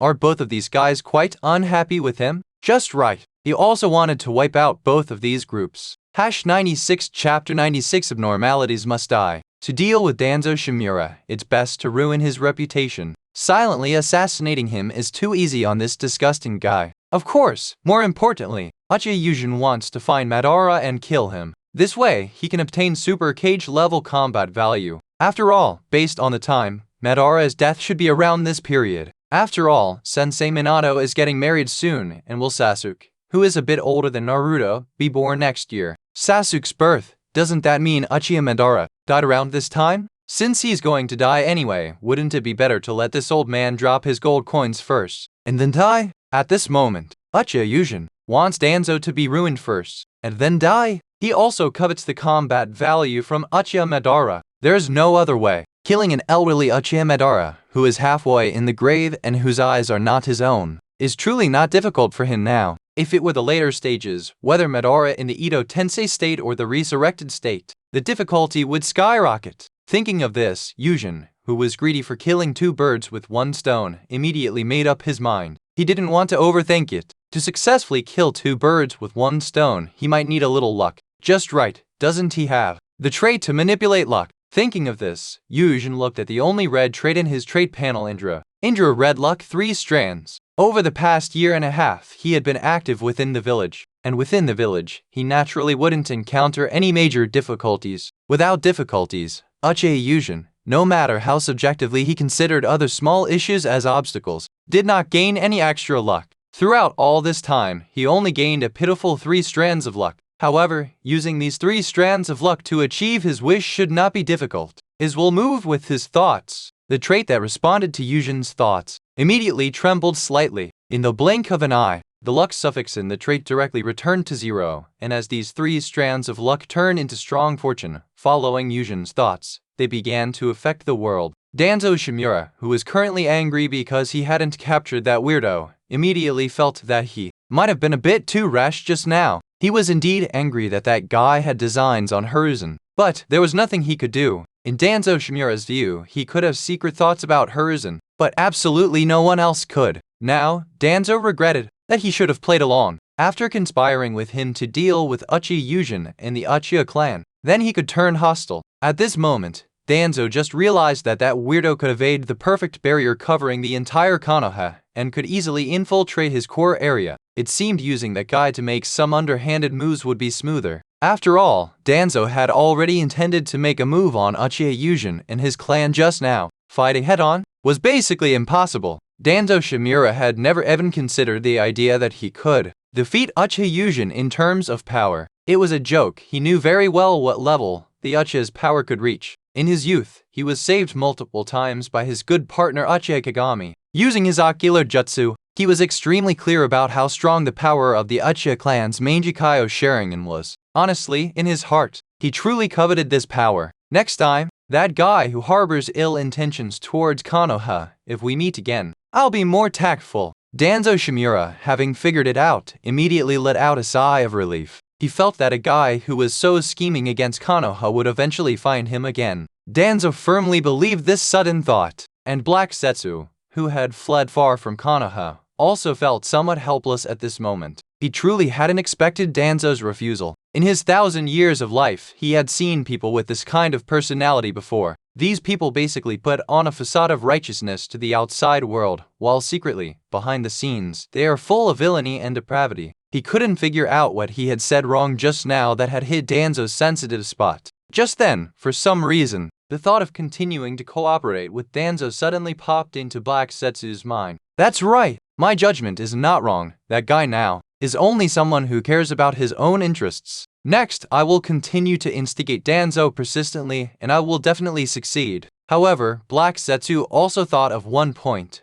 The current combat power seems insufficient to deal with Uchiha Yuzhen. Uchiha Madara is advanced in age, practically too old to walk, and that Obaido from the parallel world Uchiha Obaido. Aside from his excellent ocular jutsu, his other abilities are just at the standard level for a Mangekyō Uchiha. Relying on these 2 points of combat power to defeat Uchiha Yuzhen is unthinkable. But Uchiha Yuzhen must be eliminated. In Black Setsu's heart, ever since he discovered the eyes of this little brat Uchiha Yuzhen many years ago, and they were not affected at all, the thought of definitely killing him arose in his mind. There was no other way. This kind of strong and abnormal Uchiha, an Uchiha even more special than Indra's reincarnation, had too much of an impact on his plan to unseal his mother. Anyway, at the very least, he must be sealed away like that decisive weapon from several hundred years ago. Throughout these 1,000 years, this kind of special and abnormal Uchiha would appear from time to time. But he would deal with this kind of guy. He had to deal with them. In his opinion, it was impossible for this kind of Uchiha to awaken the Rinnegan. After all, they are not Indra's reincarnation.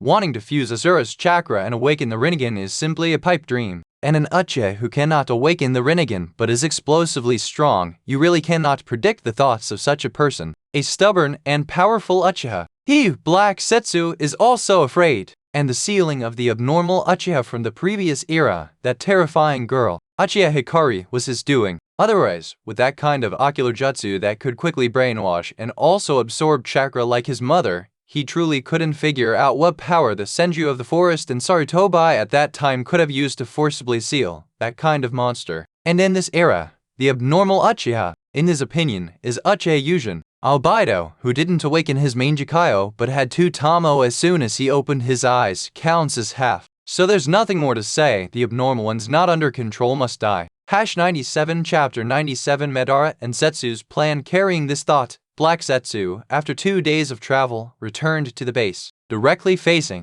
Madara, who was prolonging his life by being plugged into the outer path demonic statue. After expressing the idea of continuing to cooperate with Danzo, he continued to advise, Madara, this is my idea. As the saying goes, a dike of 1,000 miles can be destroyed by an ant's nest. As long as Danzo Shimura can be persuaded to act as an inside agent, Madara can exert his final strength before going to the Pure Land. I think he should be able to kill Uchiha Yuzhen. This was the thought currently filling Zetsu's mind. Hearing this, Uchiha Madara lowered his eyelids. Staring at the half-body that was the manifestation of his will, he said calmly, there's no problem with that. With my last chakra burned out, I can indeed drag that boy, Uchiha Yuzhen, to the Pure Land with me. But what if I can't do it? And what if my body is damaged and I can't be perfectly resurrected? Uchiha Madara understood the logic too. But for the great plan of infinite Tsukuyomi, which would bring peace, the current situation had reached a crossroads. He truly hadn't expected that a junior from the Uchiha clan could push him to this extent.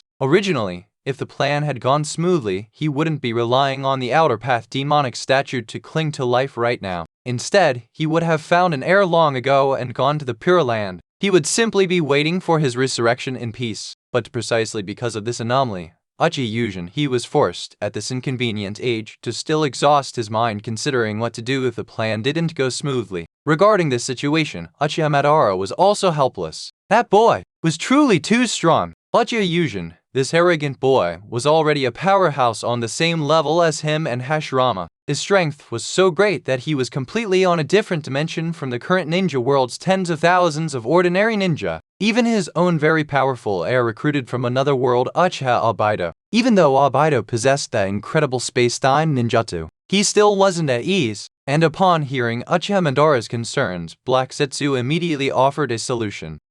Madara, regarding the body issue, have you forgotten about Ito Tensei? Black Zetsu chuckled. As long as Madara leaves behind a bit of body tissue, he can still be perfectly resurrected in the future. Hearing Black Zetsu's explanation, Uchiha Madara's eyes lit up. That's right. Ito Tensei is the solution. As for the Ito Tensei technique, he hated it, yes. But after using his Nagi to deceive that rat in the gutter, just before leaving Konoha, he didn't forget to swipe it from that despicable rat's laboratory. He was also very clear that this technique was an evil technique that disturbed the peace of the dead. But that was normal. After all, you couldn't expect that evil scum to research any proper techniques. But precisely because he understood this technique, Madara was also very clear that the Rinnegan's outer path, Samsara of Heavenly Life technique, could directly resurrect an Ito Tensei body into a flesh and blood body. Having cleared his thoughts, Madara let out a sinister laugh. Since it's my final dance, then that technique I hate isn't unusable. Saying that, his fingers lightly tapped the armrest of the chair.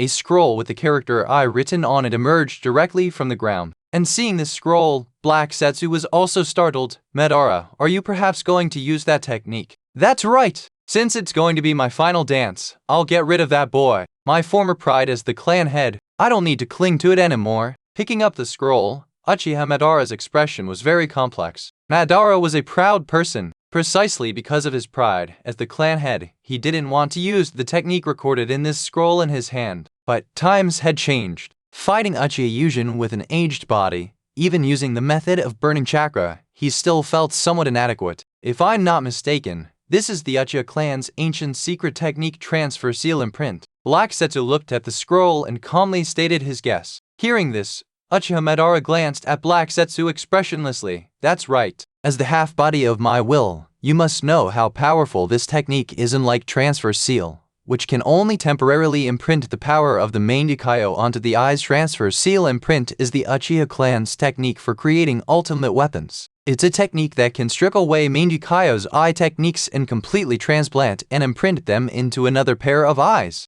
And it is also a inhumane and evil technique. As the most outstanding Uchiha clan head in recent centuries, even though he was betrayed by his clan members, Madara brought this technique, which could cause endless disaster, out with him when he left Konoha, not leaving it in Konoha. Oh, so Madara intends to, Black Zetsu echoed, sounding like he was trying to entice. Uchiha Madara didn't rush to respond to Black Zetsu. After opening the scroll in his hand, he didn't examine the techniques recorded within it closely. After all, having been the clan head, he had long known this technique by heart. The most valuable part of this scroll was what was sealed within it. As everyone knows, scrolls can not only record text but also serve as useful items for constructing space-time techniques. Skipping past the section recording the techniques, Madara's fingers reached the end of the scroll. The large eye character at the end, after Madara input chakra.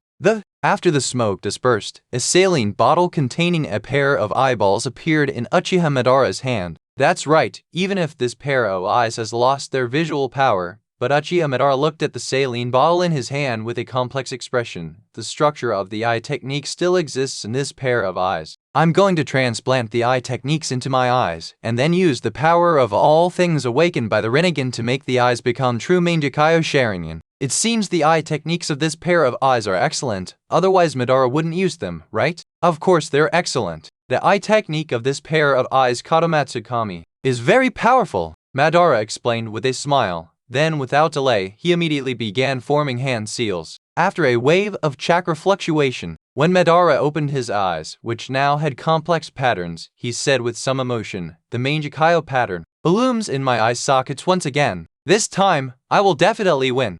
Meanwhile, after activating Indra, Uchiha Yuzhen put the matters of Danzo and Madara aside. He immediately, confidently and steadily, began teaching his unofficial disciple Uchiha Itachi and his younger brothers Obito and Shisui. Unlike his previous calm teaching, today his thinker disciple, not long after the start, gave him a surprise. #98 Chapter 98 Red Bean Paste Smith Marseille. Teacher, you always told me to read more books, and since becoming your disciple, for the past year or so, I've been going through Father's study. Recently, I came across these two books, which I really can't understand. Saying this, Itachi, with a puzzled expression, held up two books, one red and one green, Without waiting for his teacher to recover, he continued to ask with a puzzled expression. After all, one book says our clan is a clan of love, while the other book fully highlights the evil side of our clan. I can't figure it out, and I also keep in mind teacher's advice not to get stuck on trivial details. So today I want teacher to resolve my confusion about the contradictions in these two books.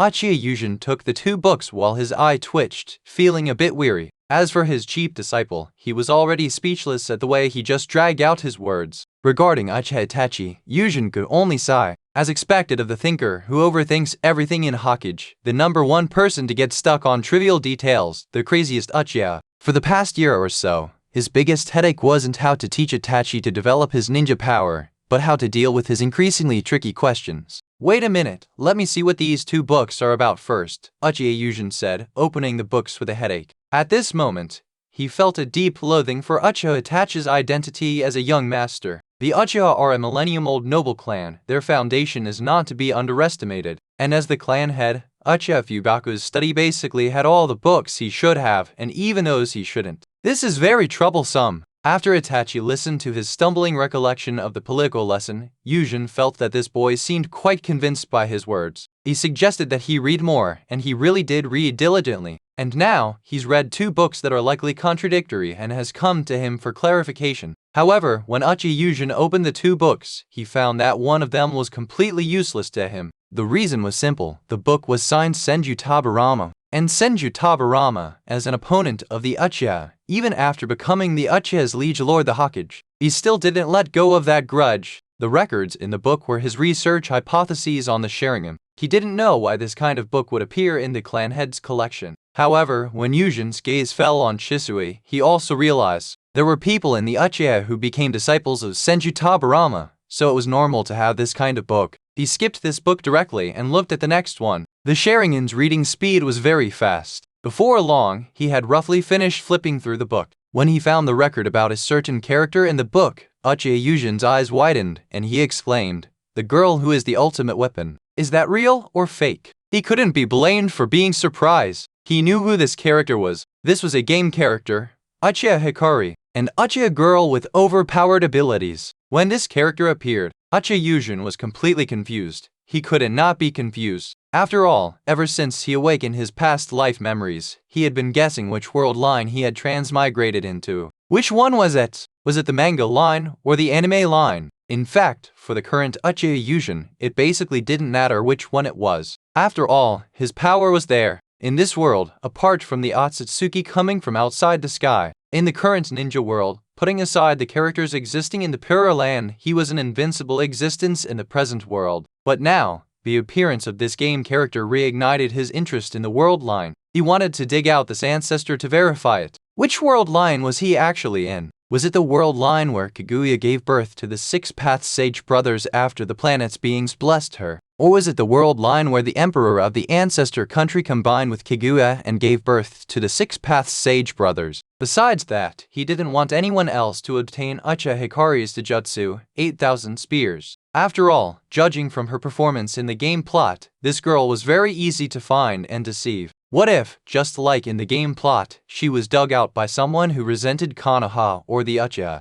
and secretly used 8,000 spears to brainwash Konoha and the Uchiha? Just thinking about this kind of thing gave Yuzhen an unbearable headache. Precisely because of this, Yuzhen felt that this girl, it would be best for him to dig her out and decide the direction of her life. After all, that kind of taijutsu capable of mass brainwashing was truly terrifying. This power was like a weapon of mass destruction from his previous life. No matter what, he had to get his hands on it. More importantly, if this Uchiha Hikari really existed, with her overpowered abilities, her traits must be quite good, right? With her overpowered stats and setup, she definitely had a red trait. Thinking of the possibility of a red trait existing, Uchiha Yuzhen immediately straightened his face. Lowering his eyelids, he spoke seriously to Uchiha Itachi. Itachi, I'll answer your question later. Now, tell me first, are there any other related records about this book in your father's study? The information given by Uchiha Itachi made Yuzhen very disappointed. The Uchiha clan had extremely scarce information about this ultimate weapon. It only recorded that on a certain day, she suddenly disappeared from everyone's sight. Fortunately, Uchiha Yuzhen knew that the clan didn't know, but the Uchiha's millennium-old nemesis, the Senju of the forest, definitely knew. And in Konoha, the only person still bearing the Senju name wasn't his collaborator Lady Tsunade. Thinking of this, Uchiha Yuzhen walked directly towards the Konoha hospital. He walked familiar paths to Tsunade's laboratory. At this moment, after seeing the Do Not Disturb sign hanging outside the door, Uchiha Yuzhen politely knocked on the door. Knock, knock, knock. A creak sounded, and a girl the same age as Kakashi and Obito opened the door. The pretty girl, holding a cute pink piglet, said familiarly to Yuzhen, "Big sucker. That brother Yuzhen is here again. Shizune-chan, you were just about to call me a big sucker. Weren't you till to come in? Lady Tsunade is just free. Don't change the subject. Shizune-chan tilde I heard that big sucker clearly. Don't doubt the ears of an elite ninja.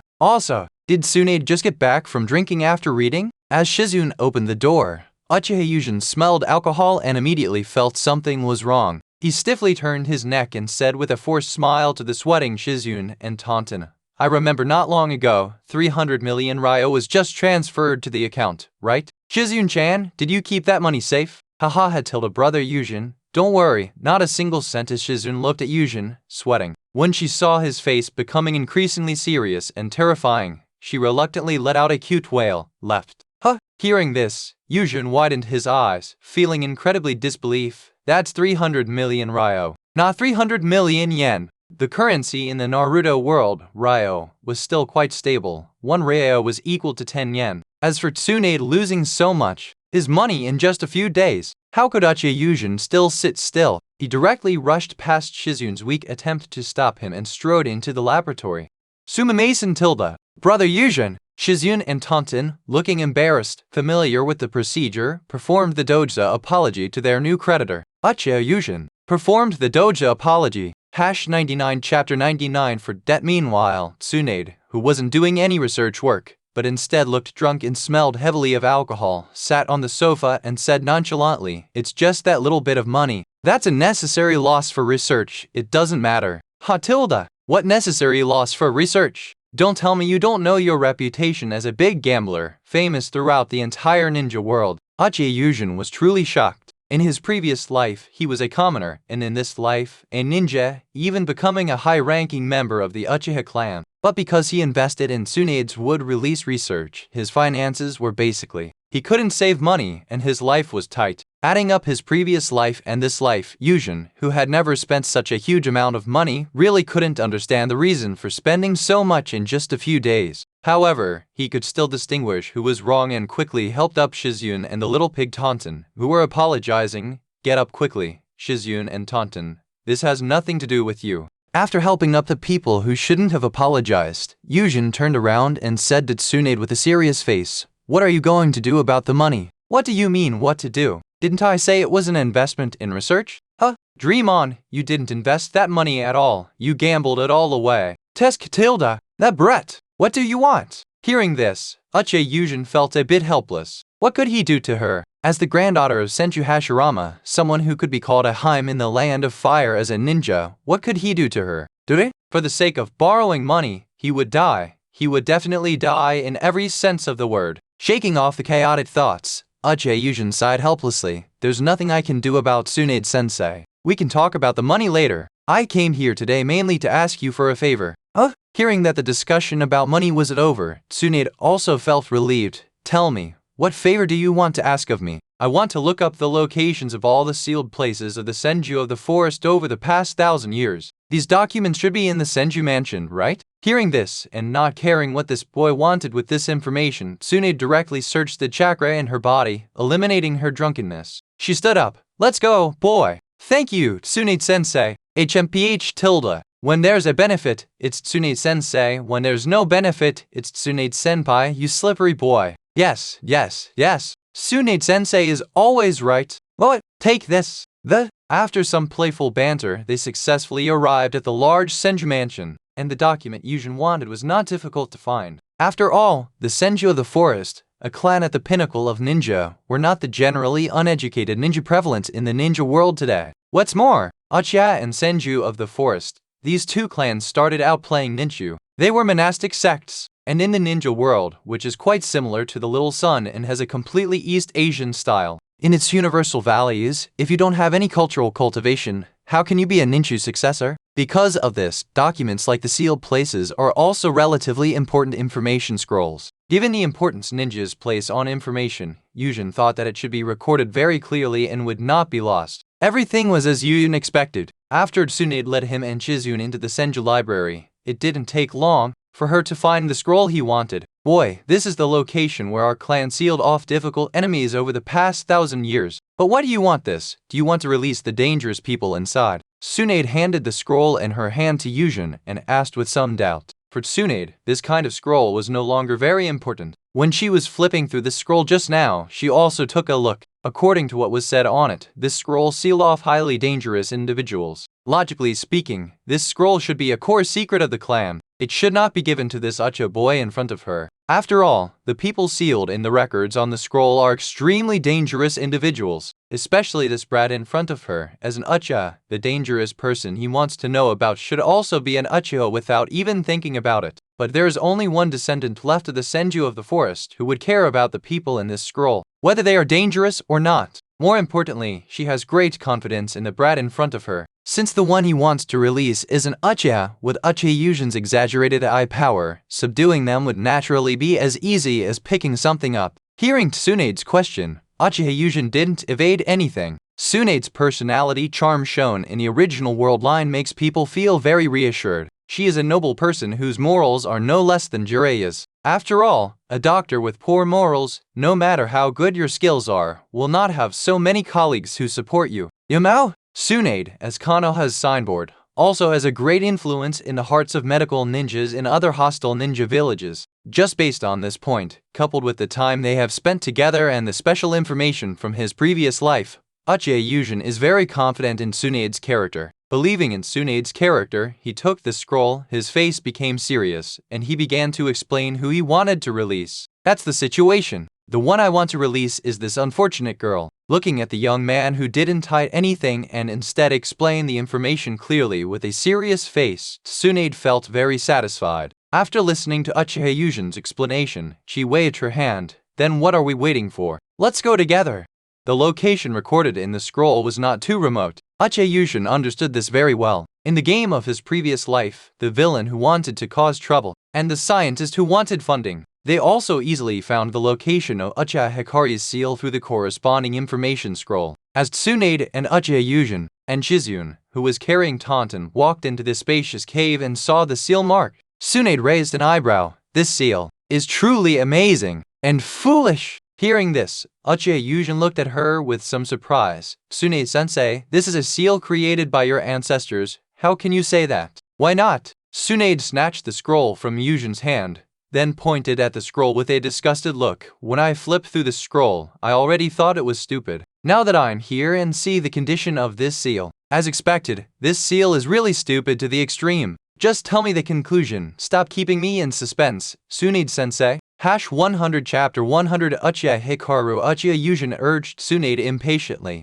and Tsunade, who was urged, rolled her eyes. Impatient, stinky little brass. Then I'll be direct. This sealing technique can stop time from flowing within the seal. Test Catilda. Which genius came up with this? After the enemy is sealed, shouldn't they be sealed until they die? It actually stops time from flowing? Is this afraid that others won't die, so they can break through the seal? What's more outrageous is, the seal here isn't difficult to undo at all? Speaking of this, Tsunade, who scoffed at this seal, ignited chakra in her hand. Tsunade raised the chakra in her hand high, suddenly squatted down, and slammed it onto the ground. Boo boo boo! As Tsunade injected chakra, the sealing runes immediately flickered, but before it flickered for long, Tsunade formed a few hand signs and continued to slam the ground. With this slam, amidst cracking sounds, the sealing runes immediately dissipated. Seeing this, Uchiha Yuzhen, who was beside her, immediately activated his Sharingan. Regarding Tsunade's complaints, he neither confirmed nor denied. Why the seal turned out this way was something Tsunade's own ancestors did, and as a Uchiha, he wasn't in a position to criticize. Moreover, what they were doing now, in a sense, was benefiting himself,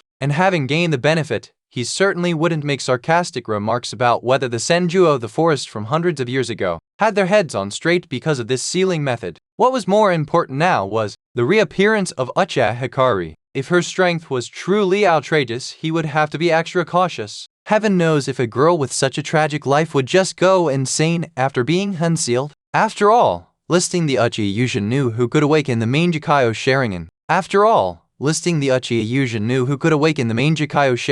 Besides Shisui being an idiot and Fugaku being repressed, others were more or less paranoid and somewhat insane, and the 8,000 spears wielded by Uchiha Hikari in terms of brainwashing was even more exaggerated than Kata Matsukami. Perhaps in terms of precision, Kata Matsukami was more like a silent, gentle rain. But unlike Kata Matsukami's limitation of a 10-year cooldown after brainwashing one person, 8,000 spears was a technique that could brainwash as many people as it could mark. Judging from its performance in the game, it was a technique where anyone who appeared within Uchiha Hikari's line of sight could be marked by her with an imprint very similar to the Flying Thunder God technique. She could then activate 8,000 spears on you, crudely brainwashing and controlling anyone she marked. What's more troublesome is that this eye technique, 8,000 spears, could even brainwash Naruto in his later stages. Precisely because of this, Yuzhen felt that 8,000 spears was truly superior to Kata Matsukami. Furthermore, besides mental control, the chakra of those marked would also be absorbed by the user of 8,000 spears. In the game, Uchiha Hikari used the help of a brain machine game to mark most people around the world. Then, like the infinite Tsukuyomi, she could both absorb the world's chakra and brainwash the entire world. Just these two functions directly made Uchiha Hikari like a miniature Ōtsutsuki Kaguya. It was precisely because of this that he felt one could not be too cautious against someone who possessed such a dangerous eye technique. Even if his eye power should be stronger than the opponent's and they shouldn't be able to brainwash him. But as the saying goes, a wise man doesn't stand under a crumbling wall. Even Naruto in his later stages could fall victim, so it was only right for him to be vigilant. For Uchiha Hikari, time had stopped. Her image from the previous second was still the scene of herself being sealed, and the next second, the handsome Uchiha youth before her was looking at her with a smile. She was rescued by her clansmen. Uchiha Hikari, who realized this situation, felt a little shy. She couldn't help it. At the moment she was sealed, she was still frantically cursing everything in the world, especially her own clan. There was no way around it. The scene of being sealed back then indeed made her break down a little. At that time, on the battlefield, a strange and inexplicable chakra caused problems with all the chakra pathways throughout her body. That terrible situation directly prevented her from using any chakra in her body. If she couldn't use chakra, naturally, she couldn't use eye techniques either. After all, eye power, for her, who possessed 8,000 spears, was a special kind of chakra. And after her chakra system was paralyzed, she was naturally in a paralyzed state as well. Otherwise, under the transfer imprint, besides her original eye technique 8,000 spears, she also possessed Tsukuyomi, Amaterasu, and Kagutsuchi, 3 powerful eye techniques. How could she possibly have been so easily sealed away by the despicable Senju of the forest, leading a few useless members of the Sarutobi? At that time, thinking that her chakra would be affected, she could only guess it came from the clan's direction. There was no way around it. After she awakened the Mangekyō Sharingan, the Uchiha clan directly trained her to be a decisive weapon, and the strange chakra that inexplicably appeared in her body, affecting her entire being. Uchiha Hikari could only think that it came from the clan that planted the transfer imprint technique in her eyes, allowing her to possess multiple eye techniques. But seeing the handsome youth before her now, and the war fan crest on his clothes, she knew that she had misunderstood her clan. After all, it didn't make sense that they would plot against you and then come to save you, right? Did you say me? Uchiha Hikari asked calmly. Hearing this, Uchiha Yuzhen scanned the beautiful young girl before him. She looked about his age, around 10 years old. She had a head of wild black long hair. Forgive him for using the word wild to describe a girl's hairstyle. It was simply too similar to Uchiha Madara's hairstyle. Fortunately, her beautiful face made the girl look quite lovely. That's right, I'm Uchiha Yuzhen, Tsunade-sensei, Shizune, and I unsealed you. After introducing the people beside him, Yuzhen smiled and extended his hand to the girl before him. At this moment, Yuzhen had reacted. The girl before him was emotionally stable. Very stable. Then, for such an overpowered existence, the traits she possessed should surely make him very satisfied. As for the girl before him, plotting something to get him ambushed, if the girl before him truly had that ability, she wouldn't have been manipulated into becoming the so-called decisive weapon, and she wouldn't have been sealed here. After all, if it were him, and he awakened the 8,000 spears eye technique in the Warring States period, the entire Uchiha clan wanted to make him a weapon. It would be a great success for compulsory education if he wasn't provoked into becoming the new generation's ancestor. And after analyzing that the girl before him was weak in character, Uchiha Yuzhen understood that there was no need to be vigilant. Since there was no need to be vigilant, obtaining the traits from such an overpowered person was the important thing. And for Uchiha Hikari, this was the first clan member who gave her positive emotions since she awakened the Mangekyō Sharingan. In her memory, before she awakened the Mangekyō, the clansmen were quite good to her family. At that time, she and her parents lived a relatively happy life. But since she awakened the cursed eyes, everything changed. Not only did the clan brainwash her, but they also wanted her to forget the name her parents gave her. In short, at that time malice filled her entire world. It was precisely because of these reasons. At this moment, Uchiha Hikari, somewhat nervously, held Yuzhen's hand. "My name is Hikari. Thank you for saving me." And in Yuzhen's vision, the moment their hands clasped, a red light of traits shone brightly. Nothing more to say. This was the third red trait he had gained since coming to this world. Yuzhen directly spoke to the system in his sea of consciousness. "System, extract the red trait." Thanks for joining Fanfiction Reader. If you enjoyed it, hit subscribe and come back for more fan-made adventures.